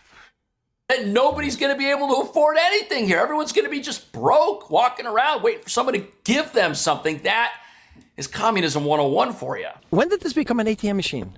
Or an open checkbook? When do you get an open checkbook that you can write on any time, hey, we're going to increase it again. Hey, we're going to increase it again. This is an ATM machine. Yeah. This is what happened in New York City. This is exactly what was your unaffordable. Stop. Mm-hmm. This is what it is. Right. This guy's got buildings to run, and he can't run them profitably because rents are frozen in certain buildings, or at least they will be soon. Right now, they're capped at levels that are so low, these apartments are already unprofitable, and his cost floor keeps rising. So what does he have to do? If he's got any market rate apartments left, he's got to hit the rents on those even harder. That's why we're seeing record rents at a time when rents in other parts of the country are falling. In other parts of the country, they got a massive housing supply. There's apartments that are available that people can run into. They're either staying flat, they're going down. Here, the supply gets thinner every year. And the only apartments that are available to rent, there's so many people fighting over them in the middle of this housing crisis because there just aren't enough of them. Landlords have no choice but to pass off their increased cost floor to whoever's left to rent something. They only need one person to pay $6,000 for a one bedroom. And if that person's out there, even though this is a bad situation for everybody, it's the situation that has to exist if New York wants to have all. Hey, donate tellers, all these housing markets in red states where there's relaxed bureaucratic red tape have their own sets of problems like foundations sinking because it was built on unstable bedrock limestone water management. Imagine buying a dream home. That's great. None of that has anything to do with what we're talking about. Thanks for the donation, stupid. All the free programs, you see. Meanwhile, it's the landlord's fault if the apartments don't justify fixing, or if the landlord's so broke he doesn't have the money to fix the apartments. Look at this. What's happened?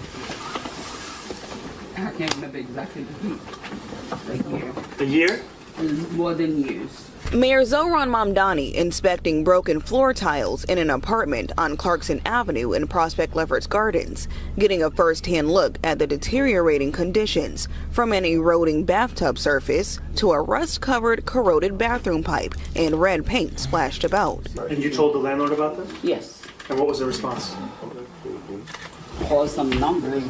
Okay, my first problem with this is who put the red paint on the wall? Did the landlord walk in and put the red paint on the wall? We don't know. Some of what you see in these apartments could definitely be the fault of the renter. But the other problem is, where does the landlord get the money to fix these apartments? They get it from the rent that people pay. And if their rent is capped, because you've got some buildings where all the apartments are stabilized, if the building can't earn enough money to meet the landlord's taxes and fuel costs and heating and repairs, he's not going to have money to send people over to these apartments, tear them apart and fix them up, which is what needs to happen. So we've created a situation of freebies that has actually destroyed prosperity and taken away the future homes of people who are living in them right now and don't understand why this situation even exists in the first place. It's sad, but we've been taught that capitalism's the enemy in New York. We've been taught that anybody who earns money is the enemy. We've been taught that, if landlords make money off you because you live somewhere, you're not living the American dream, you're trapped, they should be punished. But this is what punishment looks like. It's punishment that everybody experiences at once. Residents in this same building and in others owned by the landlord Pinnacle Realty say they've experienced similar conditions, from leaking bathroom ceilings to moldy drywall. Tenant unions rallying in response, demanding stronger tenant protections. On his first day in office, Mamdani made his first major policy announcement. Okay, so look, we got these signs right here. All these apartments that are falling apart, these are all the rent stabilized apartments. The apartments that are $5,000, $6,000 a month, those are the brand new luxury buildings. Those are the nice places for the elite of the world to move into. But the places that average people can afford are falling apart and destroyed, and they don't understand why. It's because we don't have a free market when it comes to housing here. We've got a market for people who are so rich that it doesn't matter, or that they're willing to live with a whole bunch of roommates just to get something that is, I guess you could say, nicer. But the problem here is there's no more room for the middle class. Where are they going to go? If you don't have a rent stabilized apartment already, there's no way to get one. These places are all taken. And even if you could get one, it's going to look like what we're seeing in this video. Signing 3 executive orders aimed at protecting tenants and fast-tracking housing across the city. He said this building, along with 92 others owned by the same landlord, is currently in bankruptcy proceedings and set to be auctioned off to a new owner, one who also ranks among the city's worst landlords. Like, the guy's in fucking bankruptcy. It's just, and it's and again, it's rent stabilized. I mean, it's just nonsense. This is what communism gets you. Soul Child, donate $2, regime change working out so well. Here we go, just dumbass shit. That's great. Wonderful. You're a dumbass. Carl Jobst and Billy At Genesis 8969 E90 I enjoyed the first Incredibles movie. The sequel, however, was a pile of SJW trash because all the male characters were dumber than the female characters.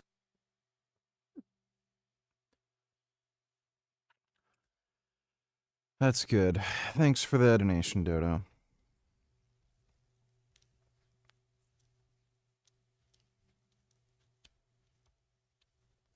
Oh my god. Oh. Oh, this is so bad.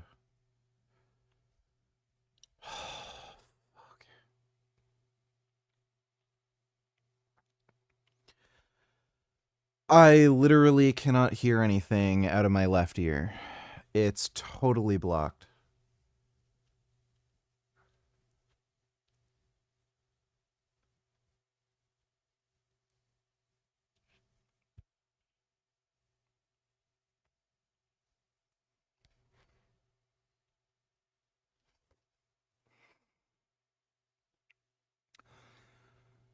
I'm gonna have to go to the hospital and get my fucking ear cleaned out.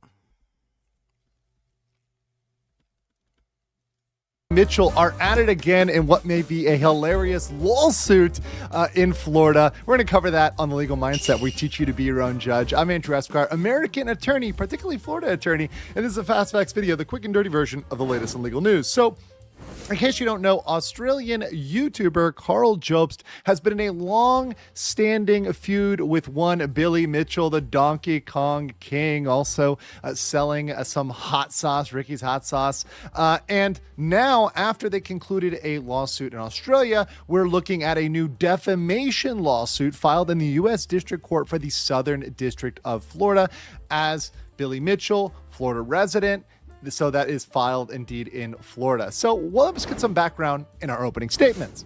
In 2021, Mitchell sued Jobst in Australia for defamation over Jobst's 2021 videos related to Benjamin Smith's death and also some cheating allegations. Now, especially related to the comments on the death, Mitchell won 350,000 Australian dollars. You guys can convert that to US dollars, euros, yen, whatever you want. But he won. Mitchell won that case. And Jobst did not actually. That is absolutely fucking ridiculous. Just insane. I don't know. I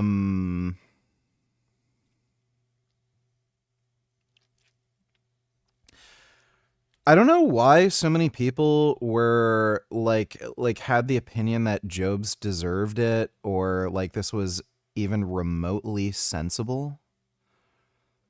Like, Carl Jobst is a big YouTuber and everything, but like he's not that big.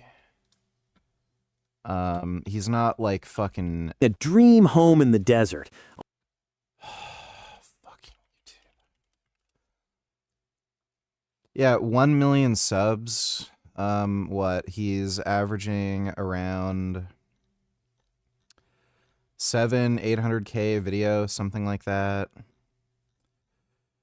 He's not fucking Mr. Beast or PewDiePie or anything like that. So he has like a little niche community in speedrunning and shit. Even if he said something about Billy Mitchell that wasn't true, that was kind of damaging to his character. Like, the idea that this would impact Billy Mitchell in any like real practical way is just kind of a joke. And it wasn't even that big of a fucking deal. He got bad information that Billy pushed some guy to commit suicide, and then he later apologized for it. Big fucking deal. Like, the idea that he owes him 350,000, like that, it's just nuts. Totally fucking crazy. Like, maybe you could argue 20, 30K, something like that, but like, insane, ridiculous amount of fucking money for something so stupid. Dodo donated $2. React to this, VG. Discord messed up, and when I say they messed up, and this. It's a place. Okay, I'll react to that in a bit. Thanks for the donation, Dodo. And speaking of which, I recently watched Ferris Bueller's Day Off, and it was amazing, way better than today's movies. Yeah, it is. Thanks for the donation, Dodo.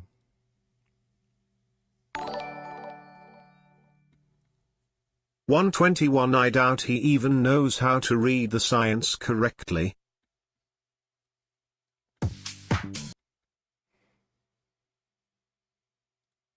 What's your name? I'm Emily. It's nice to meet you. Wow. You work here? Sort of, in a way, yeah. What do you mean in a way? I work for Tempter, so I'm the market manager.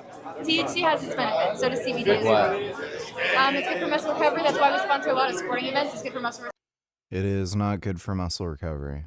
recovery, so a lot of athletes appreciate that. Slows down your reaction time. That's It's why you drink it suboptimal. after and not before. No, over a long term, it's pretty Not terrible. if you're training correctly. Why does he seem high all the time? The science disagrees with you. No, I don't support weed. Weed is horrible. I thought you... Yeah, crystal meth is where it's at.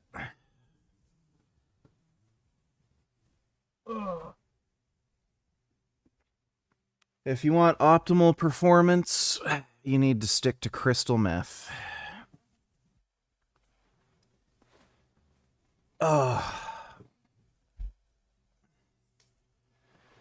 Yeah, THC is not going to help with muscular recovery. You could maybe argue CBD will help to some extent, but yeah, THC, no.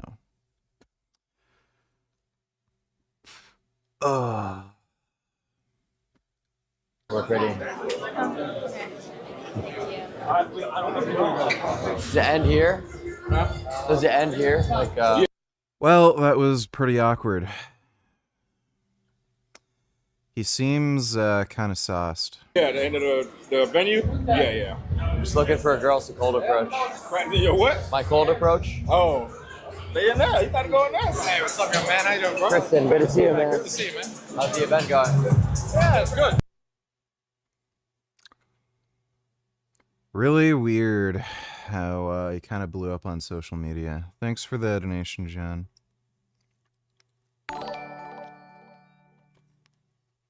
It's funny how communism is making New York broke and SJWs like Dark Sauvignon.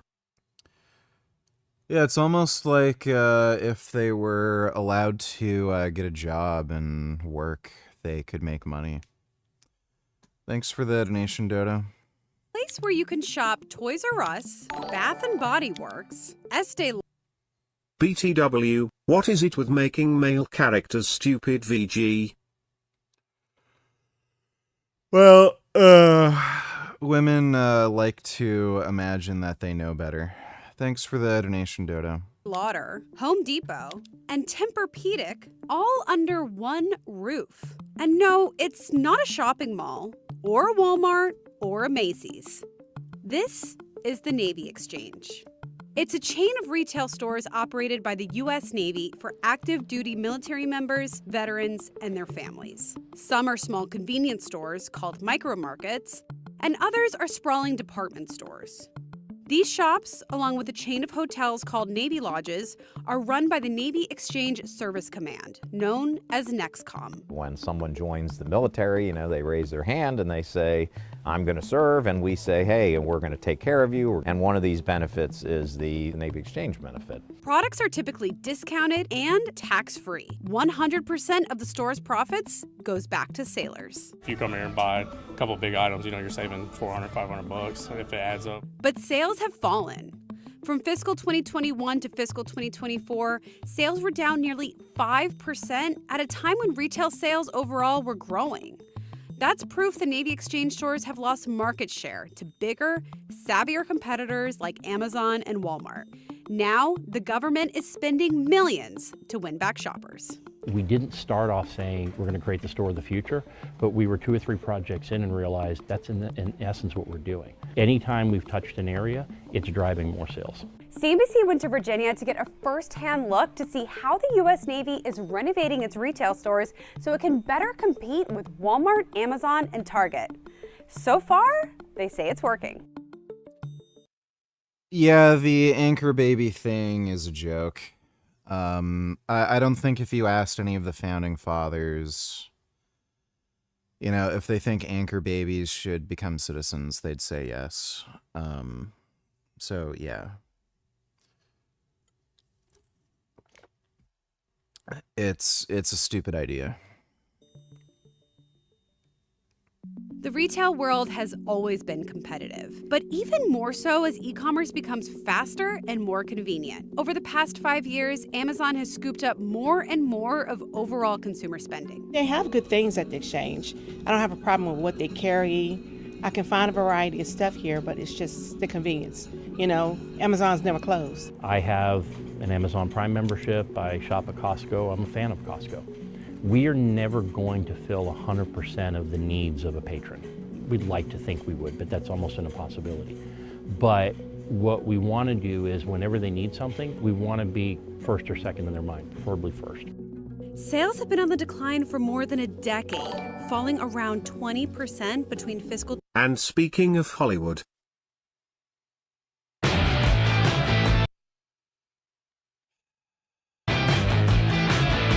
and we're going to talk about Hollowdown versus.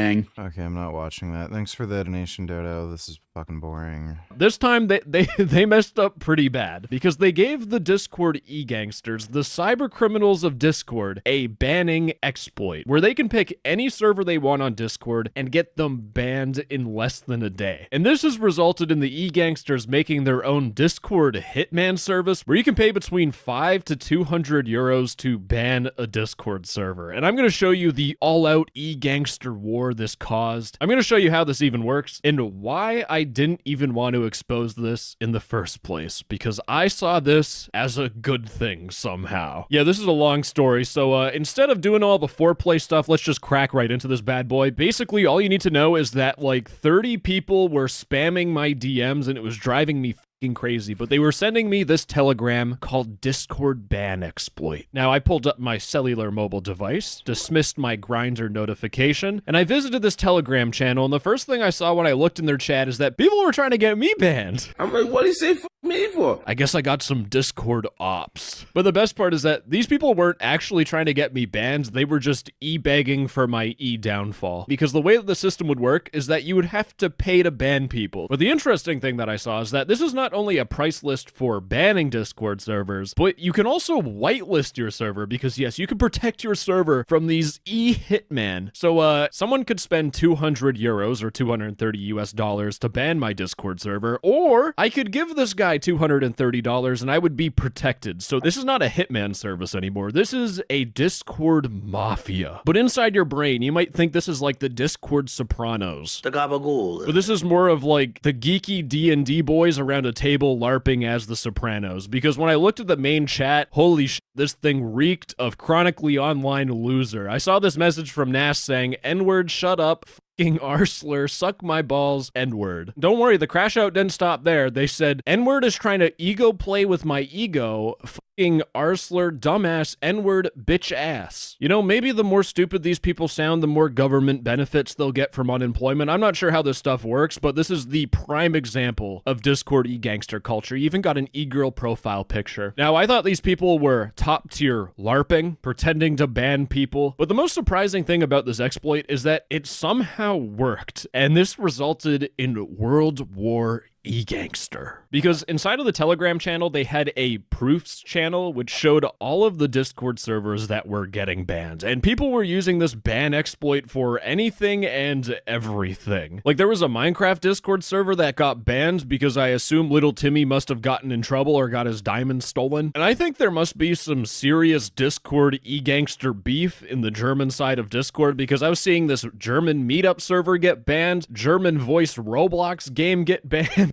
Someone might have gotten catfished by a femboy who was actually a fem whale or something, because I saw this King Shard 18 plus ERP Discord server get banned. But of course, we're talking about e-gangsters. What people will do is they will try banning the server so that they could take their invite link for their own server. You know, maybe it was promised to them 3,000 years ago. I'm not sure how it works. But the most common Discord servers that were getting banned that I saw on this Telegram chat were cheating servers, because cheaters, since they can't win normally, they will use this this banning exploit to take out their cheating competition. Like, for example, there's this Elite 4 Discord server that got banned. Now, I could dissect what HWID perm temp TPM IOMMU means, or we could just look at the picture that says they are the #1 provider of market-leading cheats, except every single other website is also apparently #1. But one of my favorite servers that got banned is this Velo one. This is a cheating server, and the reason why this is my favorite is because what would happen in World War E-Gangster is that these people would get a message from other Discord E-Gangsters saying, "Hello, Velo. I want to let you know that I am ready to term this Discord server. I'll wait for you to reply. I will want $150 to not Litecoin address. You probably saw all the other... sorry, I must be a little British. You probably saw all the other server gone, like Reported LOL, Zombieverse, and a lot of big servers." Like, this is an extortion message. It's like, give me money or I will ban your server. I don't know how anyone's supposed to take this shit seriously, but it seems like it's written by someone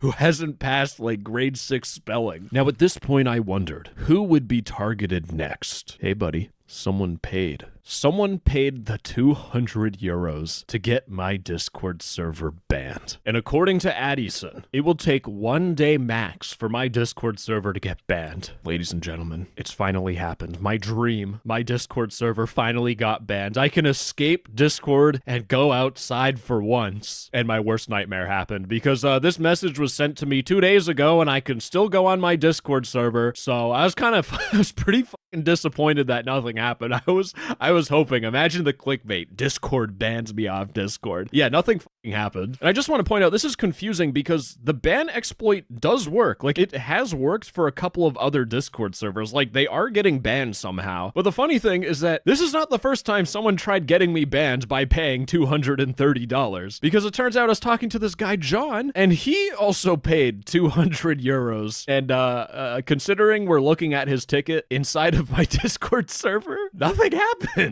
But I think now is a good time to talk about this video. No, I'm kidding. There's no sponsor. I think it's a good time to explain how this all works, because initially people were trying to figure out how this exploit worked, and they were telling me, how do I say this nicely? They were telling me the dumbest fucking things I've ever heard in my whole entire life. None of this stuff made any sense at all. So anyways, let me show you the crazy detective skills that it took me to figure this bad boy out. So I went to the Telegram, and it's owned by this person named Addison. And I saw that they had like 9 gazillion different usernames, and the more usernames they have, the better. Because for me, it's like how many concussions they have in terms of their intelligence. And after doing a little bit of stalking, I found this message that told me to DM at Addison, and this is in a Telegram channel called Talk Grabber, which is an info stealer, malware as a service. This is cybercrime. In fact, this post is about a stake phishing page where it will pretend to be stake so that you can steal money from gambling addicts. So like, the person who's running this exploit is a genuine fucking cyber criminal, which keep that in the back of your mind as I keep explaining how this all works. Now, boys, I have a bit of an update for you. You see.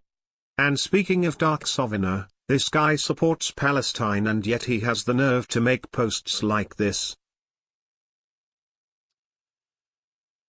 Anti-LGBTQ plus sentiments is a war against the youth, who are far more likely to be open about being queer than those of older generations, won't tolerate Gen Z and Gen Alpha slander from my generation, who are anything but progressive.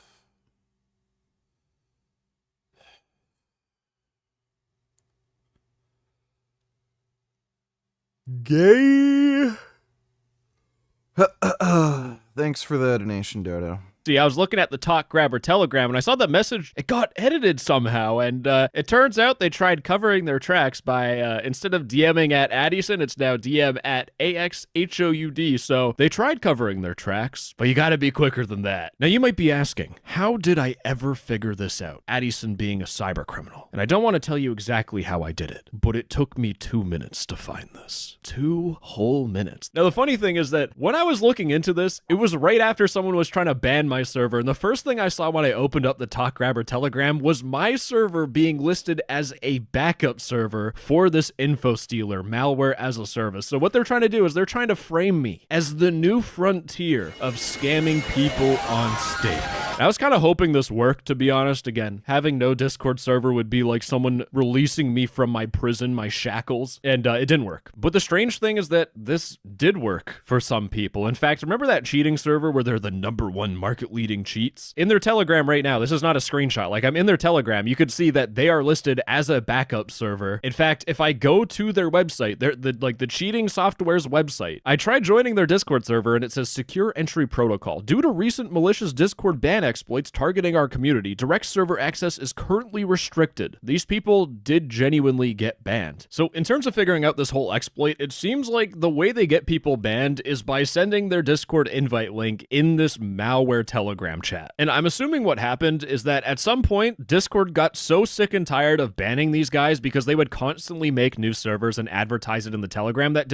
some Discord employee just automatically would ban servers that got posted. And the cyber criminals behind this info stealer, they kept realizing, they're like, guys, why does our server keep getting banned minutes after we posted on Telegram? So what they did is they tested it using a completely different Discord server and it worked. And that's exactly when this whole Discord mafia started. But the confusing thing is that my Discord server is on this Telegram chat, yet it's not banned. So what is actually going on here? Well, surprise, surprise, boys. This came as a shock to absolutely no one. But Discord e-gangsters will lie so that you give them money, because despite what these e-mafia morons say, this is not a Discord banning exploit. You can't ban every single Discord server with this. In fact, even the name Discord ban exploit is a complete lie. This is not an exploit. In fact, it's something that's, in my opinion, even more interesting than just a basic exploit. So to explain what this is, we need to take a look at two innocent Discord servers that got banned. The first server I'm looking at is the GTA 5 Grand Roleplay server, which you can see this is actually Addison bragging about taking down this server. But the interesting thing is that when you actually join the GTA 5 Grand Roleplay Discord, they have an announcement saying, "Dear players, due to an apparent Discord side error that mistakenly froze our server, we have been forced to make the decision to move to a new one." So the server didn't get banned, but it got frozen. In fact, there was a Discord server called Epic Youth, which was just a German youth Discord server. There was nothing wrong with it, but it was labeled as successfully banned in the proofs channel. And that was just a flat out fucking lie. It did not get banned, and I thought everything was completely fine, but you'll notice that in their general chat, for like a solid day, no one was talking. And it turns out what happened is that if you tried sending messages in this Discord server, Discord would give you an error saying sending messages to this channel has been temporarily disabled. And this made me realize that the Epic Youth server didn't get banned. Instead, it got in Discord's limited state. And when a Discord server is limited, it's basically frozen. It can't do anything, which is exactly what the GTA server also said. So with these two servers being limited, it actually gave me a good idea on how this whole thing works. Because to my knowledge, a Discord server being limited means that it's flagged by Discord and a Discord employee is going to look through it. So this isn't a banning exploit. This instead is a super powerful reporting system. It's a reporting system where you can send a link to this Telegram and it's 100% guaranteed that a Discord employee will look at the server and see if there's anything wrong with it. And that's extremely important to distinguish because the only people that were getting banned from this are people who owned Discord servers that broke the rules. Because I want to tell you about the poor victims that got banned that were crying to me, telling me, "NTTS, please. Please save me. Please get these people away from me."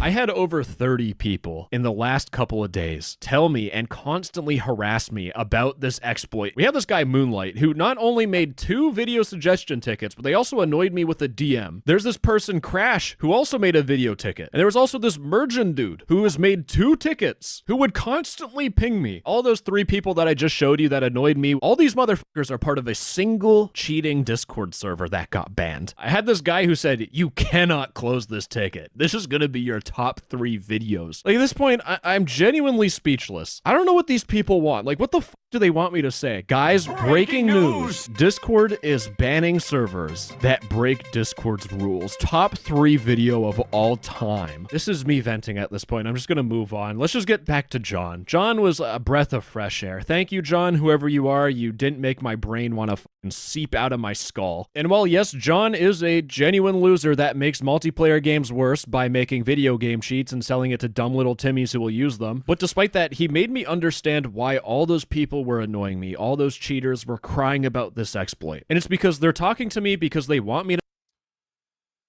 Is the first Terminator movie worth watching or T2 Judgment Day? They're both worth watching. to make a video so that this is patched, which just goes to show how effective this exploit was, even though it's not an exploit. But this caused so much damage and this banned so many cheating communities that it got to a point where this guy straight up told me that money is not the issue here. He was willing to spend. Which is worse, the Democrats or the Republicans? Right now I'd say the Democrats, just because they're infested with retarded communists. Thanks for the donation, Dodo. The 200 euros to get my Discord server banned so a video would be made. Like, when their Discord server got banned, this dude's customers thought that they might have exit scammed, and they estimated that they lost possibly thousands of dollars. And like, this is just one cheating guy. I had 30 other people reach out to me, so there's like, you know, like there's thousands and thousands of dollars of lost gains from the cheating community that was affected by this exploit. Now, I'm gonna be completely honest with you guys. When I was talking to all these cheaters, even John, despite him being nice to me, I had one thought that just kept popping into my mind. Why should I even give a fuck? And spoiler, I don't give a fuck. This to me was a fucking Christmas miracle. I have Discord e-gangsters and cheaters fighting with each other in Discord's World War e-gangster war. People are paranoid, people are taking down their servers. Like, this was cleaning up Discord. I was actually supporting this bad boy. I'm like, yo, let this fire burn, baby. I want to see this shit crumble to the ground. So like, this is the reason why I didn't even want to make this video. But obviously I did decide to make a video, and I made this video for 3 reasons. And the first reason is because the Telegram is straight up just Dodo, donate $2. Call him. Also, can you mention the Epstein files? Who Epstein is based in everything if you don't have something else worth talking about. What the fuck is this thing doing?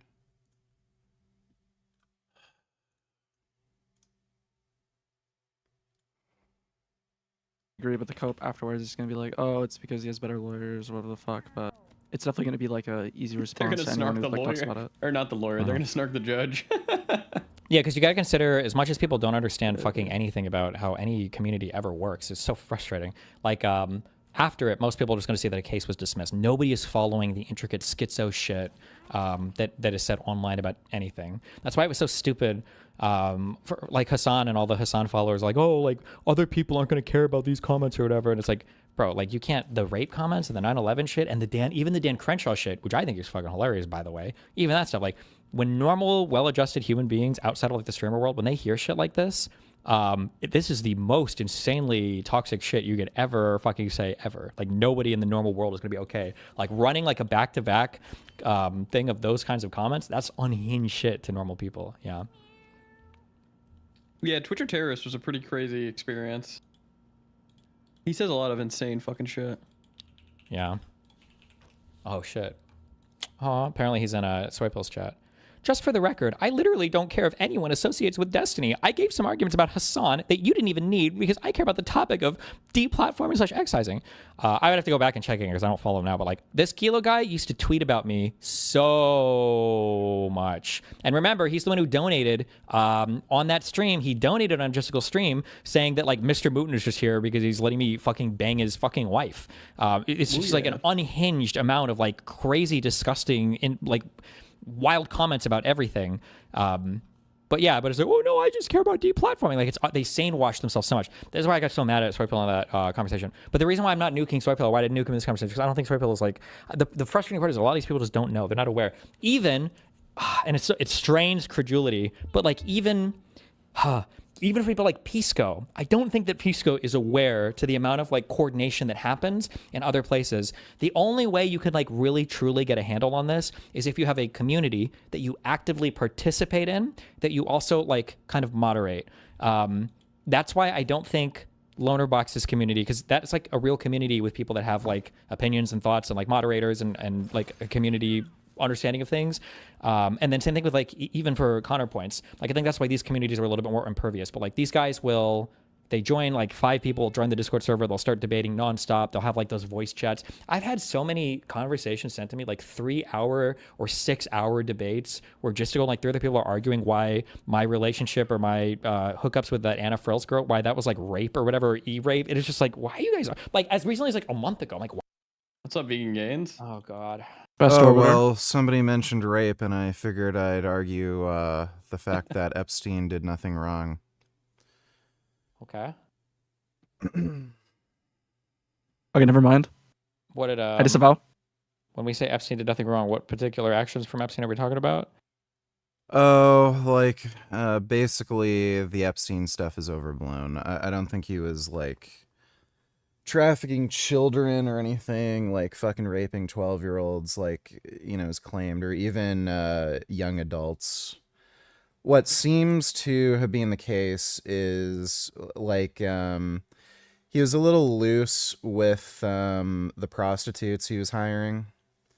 So if you look at the indictments that were actually brought up against him, there was one 17-year-old. I think she was 17 in a few months, and she lied about her age to him. And that's it. Like, again, the other charges were just related to like international prostitution, basically. It's basically Diddy charges. So all the accusations about how these girls were being held against their will on the island, none of that's being substantiated, and these women have a very clear motivation to lie. Especially since he's rich, and after he died, his estate was basically up for grabs. Similar thing happened with Michael Jackson. After Michael Jackson died, a bunch of these fucking kids, well, one in particular, ended up claiming that Michael Jackson raped him so that he could get some money from his estate, even though he, you know, according to him, he lied on the stand when he had every opportunity to say at the time, oh, Michael Jackson raped me.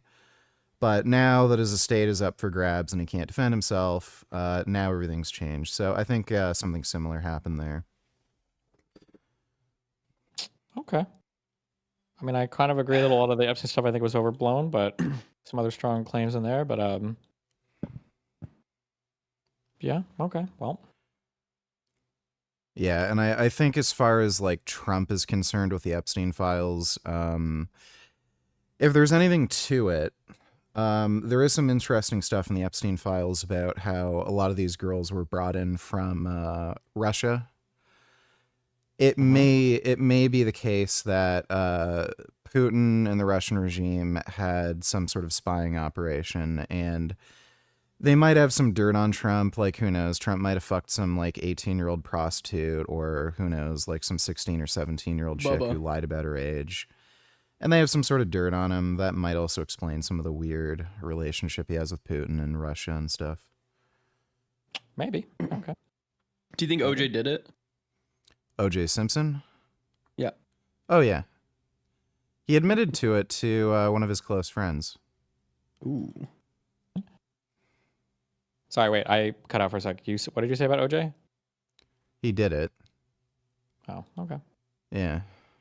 If the glove doesn't fit, you must have quit. Must have quit. Yeah, that was a complete fucking joke. The jury actually, I think, made the right decision. The defense was able to provide reasonable doubt, in my opinion. This happens a lot with cases like this where, especially with like fucking California, they're pretty bad. The police will get overconfident and just have a very sloppy, you know, investigation, and then again, the defense is able to introduce reasonable doubt, which they did. So I think the jury actually made the right decision. It's just that he obviously did it. Okay.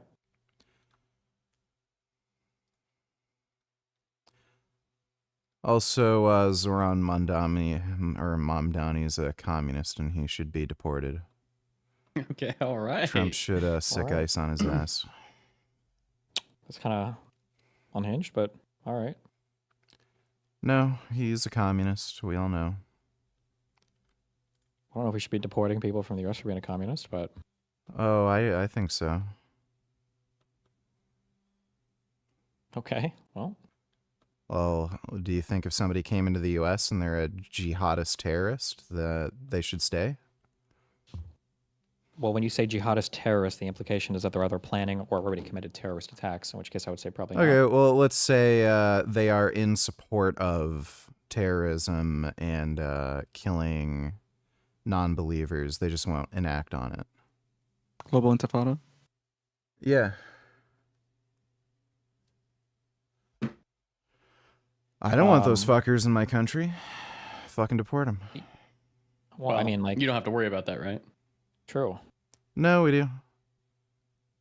I think that there's I actually don't think been that, there's actually been at least 2 killings in Canada committed by the Iranian regime.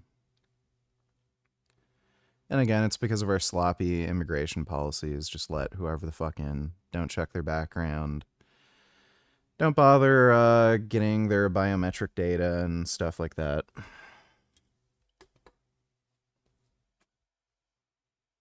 Okay, wow. That would be pretty bad. I mean, when I got my permanent resident, I had to give my biometric data. And I had to give like an FBI report. Yeah, that's... Well, is that Canada or the US? Canada? Oh, yeah. Well, they're letting in Iranian regime terrorists here, so... Okay, man, we'll just move past that, alright. Triple S. I think they're probably a little too worried about white dudes. Sometimes it really is shrimp as. All right, well, take care. Have a good one, Vegan Gains.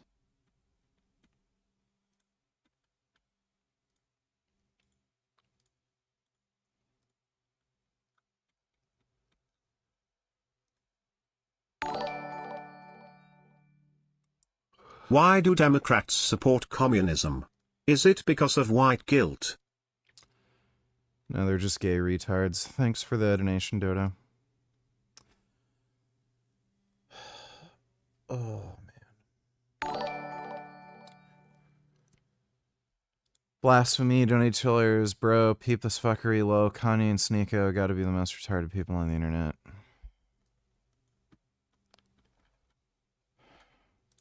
Dead, not in jail. Because I'd rather be dead than to be on medication. No one from the family has taken any responsibility for my hospital visit, but if we were to go online, that's 50% of what people say at least. Or maybe, am I lying? It doesn't matter. Am I lying? It do matter! It does matter! It does matter! Ordinarily, you just said you don't... I have to finish the sentence. It does matter! It matters to us and you. It doesn't matter what the internet says. It matters what we think. Yay. So what? Why are you sending me this? Am Yisrael Chai, baby. Great, yeah, wonderful. I think you're conflating Jews, American Jews, with the actions of not Israel, but the actions of the government of Israel, which is Netanyahu. It's bigger than just Netanyahu. Okay, great. Who cares? Thanks for the donation, dude. And speaking of Ice VG, A U.S. Army Staff Sergeant is trying to stop his wife from being deported after she was detained inside a Louisiana military base. Staff Sergeant Matthew Blank says his wife, Annie Ramos, was born in Honduras. They married last month, and he recently brought her to his military base so that she could take steps toward a green card. But federal immigration agents detained Ramos, and she is now being held in a detention center. DHS says she has no legal status to be in this country, but Blank says he will not stop fighting. That's great. Thanks for the donation, Dodo. Scamming people at this point. It's kind of just funny because I looked in the Telegram and they have a new system. They have an unbanning system where if you pay them $100, they will just unban any server because they can magically do that. By the way, this doesn't exist. This is straight up a scam. This, like, if you fall for this, you have brain damage, okay? I'm sorry. And it gets even better because a couple days before that, Addison made a new system called a reseller panel where you could pay €1,000 to ban 300 servers. servers. They were trying to get other people to buy this thing. All it's doing is trying to get $1,000 from stupid people because they know Discord was going to fix this. And surprise, boys, it already has been fixed. That's why I'm making this video, because there's no more danger anymore. This stuff is all over. Because you can see on April 8th in the Talk Grabber, they posted their main server, which I click on the link, it takes me to a Discord invite, and the invite works. And the best part is that still in the Telegram, they're saying that they're banning people. So they're just continuing the scam as if it still works. It doesn't. But the second reason why I made this video is because if you take a step away for a second, this is genuinely fucking hilarious. The optics of this, brilliant. We have me, a YouTuber who makes videos about horrible Discord servers that make Discord a horrible place. Yeah, let's put them on the do not communicate list. But hey, actual genuine cyber criminals that are trying to sell phishing pages, yeah, give them the special privileges, let them cook. And the crazy thing is that they could have used this special power for good. Like, I would kill for something like this. Something where I can just say, hey, Discord, check out this server. It's an underage e-dating server, ban it. A condo Discord server, ban it. A cybercrime Discord server, I just send it to Discord and they 100% will look at it. That's what these guys had. And instead of trying to, like, you know, do a good thing, no, Discord mafia. And the final reason why I'm making this video is because genuine, innocent Discord servers did get affected by this. Like, there's this German voice Discord server that got banned, and you cannot visit the invite link. Like, the invite link doesn't work. You would assume it got banned, but the server still exists through discovery, so it's in this weird limbo mode where it actually appeal that, but instead chose to file for bankruptcy. There was also some asset management that he engaged in at the same time. Now, this new lawsuit arises from Mitchell's comments after the bankruptcy. So this is really a response to that bankruptcy and things that were said after the bankruptcy. Now, very important to this, and we're going to remind you throughout, is that Karl Jobst filed this as a pro se litigant, which means he does not have a lawyer, and it very much shows after I reviewed the exhibits and the document itself. And much of this looks like it might have been cooked up by ChatGPT. So let's go into what the argument is, the background. So this is a federal court, so it's diversity jurisdiction, as Jobst is an Australian citizen, and obviously Billy Mitchell, American and Weston, Florida, so you're going to have a Florida citizen. So the federal courts have jurisdiction. Now, the claims focus on accusations of criminal conduct, fraud, illegal bankruptcy activities, scamming donors, which are mostly based on X posts and his YouTube videos, and that, once again, all pro se, all filed by himself, and just compiling these posts and exhibits, filing those all with the Florida court, including some of my own posts, which we'll get into a little bit later. So what are the causes of action? What is he actually suing for? So he's suing for defamation per se. So statements, accusations of crime that he's saying are defamation per se. So if you make a criminal accusation against somebody, that's often defamation per se. Then he's got unauthorized appropriation of name or likeness. In Florida, that's common law right of publicity, as well as intentional infliction of emotional distress, or IIED. So we'll examine all of those kind of separately and put those together in our analysis. So looking at the arguments for defamation, there's really 5 counts that he puts in his complaint, Karl Jobst, related to that defamation. The first is criminal bankruptcy misconduct. So saying that, hey, those statements related to criminal bankruptcy misconduct, that is defamation. So saying, hey, he moved assets to his wife or did something shady, that's the first count. Then you've got accusations related to the 2022 GoFundMe, saying it's fraudulent. That's count 2. Count 3 being that those funds were then misappropriated from that GoFundMe. So that's count 3. Then you've got a deceptive taking of around $300K from one Marcus Notch person. And that's the 4th count. And the 5th count being overall criminal fraud of about $500,000 from his audience and donors. And so when you look, okay, what's the proof of this? Where is this? Well, a lot of this is exposed. So you see stuff like this that he just kind of copied over. And it's very interesting because it's all black and white, but you can see the Billy Mitchell post there. Karl Jobst has engaged in serious illegal activity before and during this bankruptcy process. I may take him to court, right? So that's a comment that he made a while back. And then Billy Mitchell posting, Carl Jobst complained about one of my tweets to the bankruptcy officer. Imagine publicly attacking someone for 4 years just to privately whine like a crybaby. Jobst is serious contender for lolcow of the year. Even iDubbbz wouldn't have done this. And then had a post, wasted his life, the saddest albino of all time. So this is an actual exhibit. This is something that he felt, okay, this is defamatory, right? And then beyond that, he added into the exhibits actual comments and replies, which I thought was absolutely just mind-boggling to the complaint. So he's alleging damages against Mitchell for things that were replies and comments, not by Mitchell himself, but indeed by people just responding to this. For example, David saying, if the bankruptcy court is willing to allow debtors to deprive their creditors, namely Billy, everyone will be doing that. Carl is a fraud. Ball Guy says, isn't that illegal? Once again, asking a question there. Gond Hovding says, that is bankruptcy fraud, LMAO. Charlie Carter said, this is clear and obvious fraud. Once again, very important to point out here, these are all comments by people other than Billy Mitchell, right? So yes, obviously someone's saying you're committing fraud. That could be defamation per se because you're accusing someone of a crime. But that person right there is not Billy Mitchell. These responders are not Billy Mitchell, which is hilarious to me that Carl Jobst decided to include these as part of his exhibits. So as an argument related to the defamation lawsuit, Florida's anti-SLAPP is not the strongest. I say that as a Florida lawyer. There are other states with stronger anti-SLAPP statutes that protect speech, protect free speech. The entire intent of these anti-SLAPP statutes is to keep people being allowed to have open discourse on the internet. Florida's statute allows early dismissal if the statements involve public interest. So there could be an argument made, this is about the gaming community. This is really a feud within the gaming community. So this is something that is really a public interest. Now, it is harder generally to dismiss specific criminal accusation. So if you say, hey, this person is a thief or this person is a murderer, right? That's a specific criminal accusation. That's harder. But he's got to pin those on Mitchell himself. He can't point to the comments and say, oh yeah, this person commented and therefore Mitchell is guilty of that. That's not how the law works in Florida or really anywhere, seriously. The other thing that Jobst has, which is a huge barrier, is to prove actual malice. As he's a public figure and so is Mitchell, right? They're both public figures. But the key here is he must prove Mitchell knew the statements were false or had a reckless disregard for the truth. And Dodo, donate $3. Trump has threatened a Holocaust against Iran. That is literal. A genocide is when you try to wipe out a race or religion in whole or in part. That is what happened in Gaza. A Holocaust is when you try to destroy an entire race, religion, or civilization.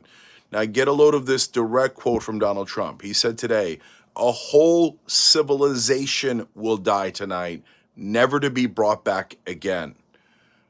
That is the kind of talk that Hitler had. And at this point, it is not hyperbole. Threatening to wipe out an entire civilization is what Hitler did. Now, so he's now putting that moral stain on us. Guys, even if he doesn't do it, just the threat of a Holocaust committed by America is a moral stain on us that we can't get off of us. So this is why I voted against this madman 3 times. I did not like the corporate Democrats they put up against them. I couldn't stand them. I wish we had. That's great. Thanks for the donation.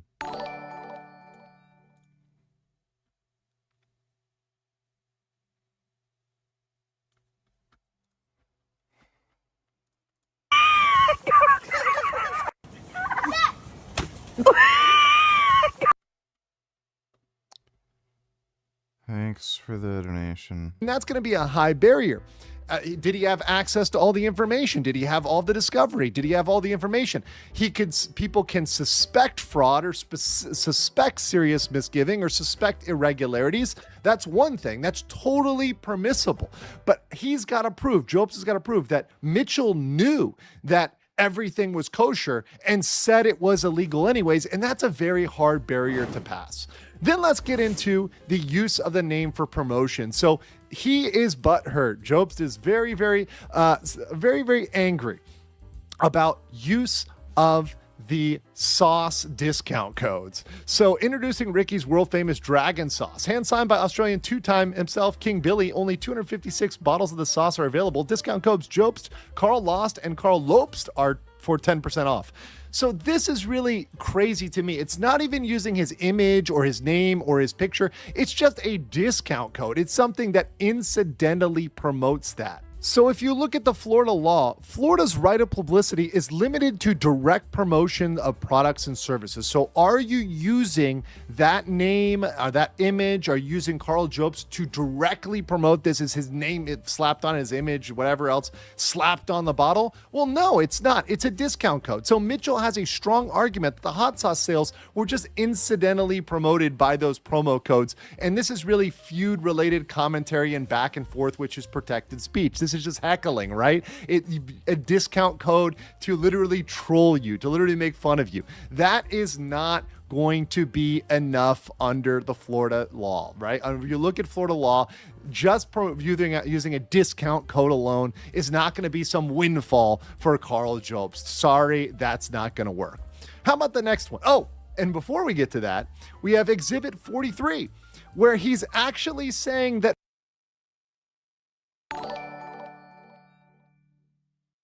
Oh, Jenk, are you referring to a civilization of Nazis? I have no issue with that kind of civilization being wiped off the map. Yeah. Thanks for the donation, Dodo.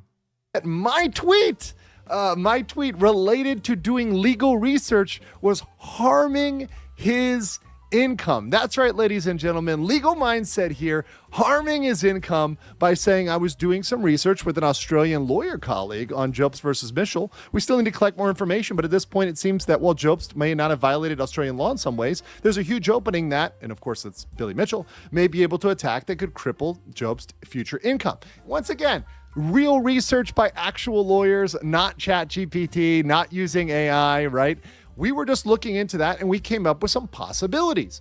This is totally permissible. You're allowed to do legal research. That should not harm your income. If lawyers doing legal research, my colleague being an Australian lawyer, doing some legal research is going to tank you, then you probably aren't doing something legal, or there's probably something wrong with you in your operations if people doing legal research is going to cripple you, right? That's absolutely hilarious. And of course, he included this in his court filings, which made me absolutely laugh. But one thing that will never hurt you, by the way, guys, is to get a cabbage plushie. You can look in the description below, get that link to get a cabbage plushie, which is available now. It'll also be pinned in the comments. They're very adorable and ED. The standard in Florida is beyond all possible bounds of decency. So it was what Mitchell did as IIED lawsuit. He scrutiny, and that's going to He's probably just doing this to bother Billy. Just salty about losing the lawsuit.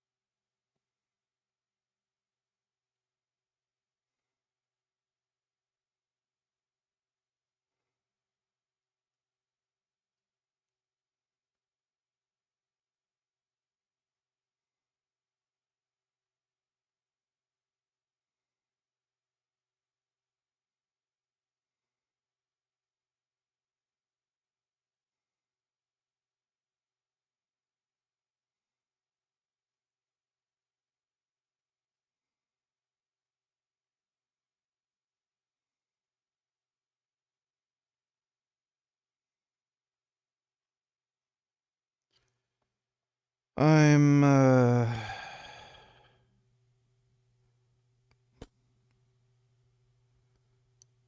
don't know.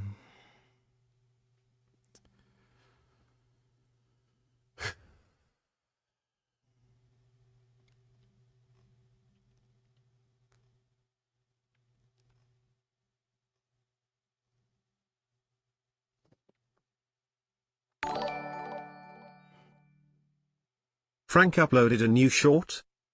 Yeah, we already reacted to it. Thanks for the donation, James.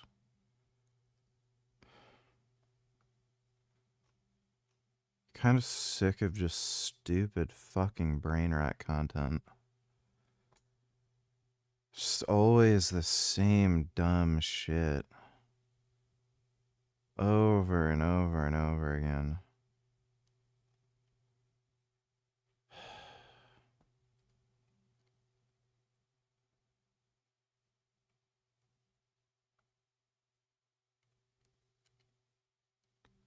Yeah, I ate more today.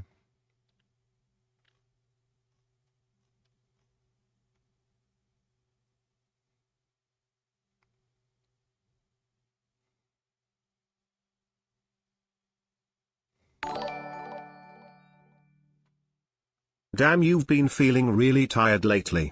What gives? I'm dieting. Thanks for the donation, Dodo.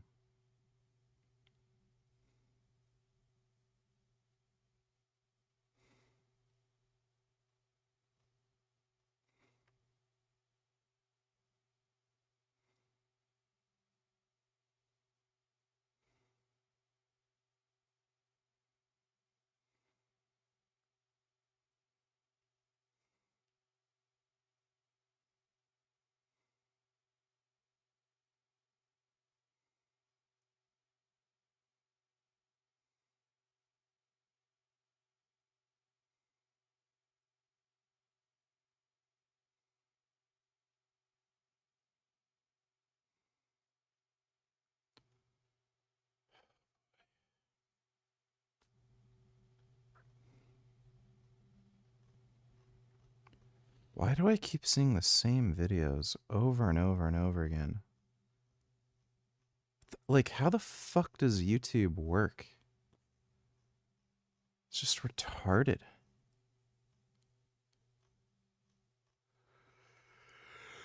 Oh.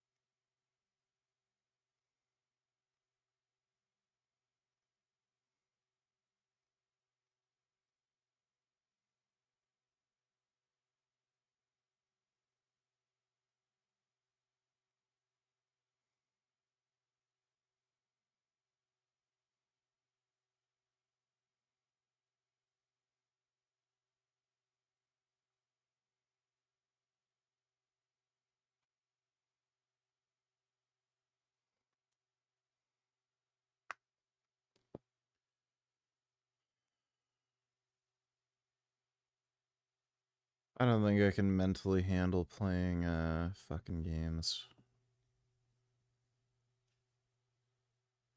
I'm just gonna get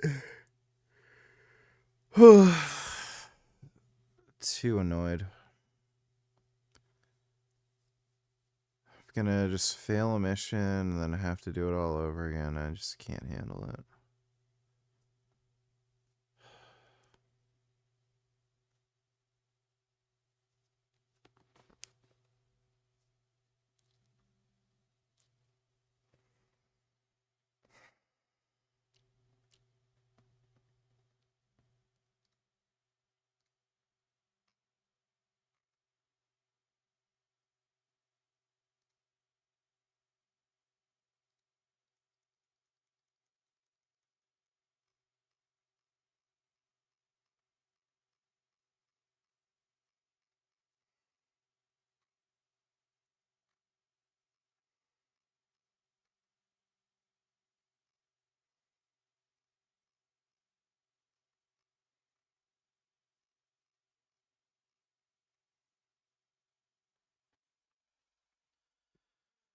I might take tomorrow off. I think I need a mental break.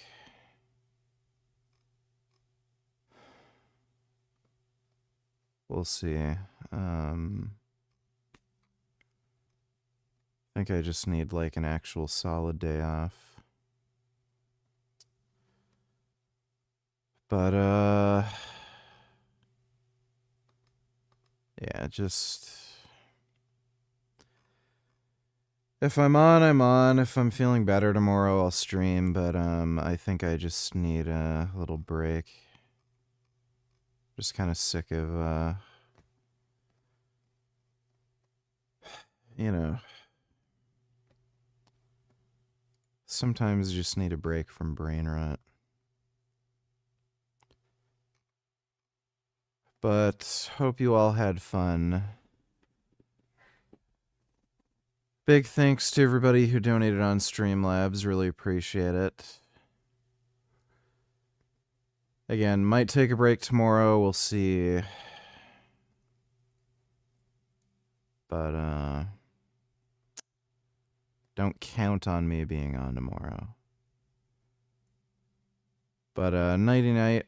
I'll see you next time anyway.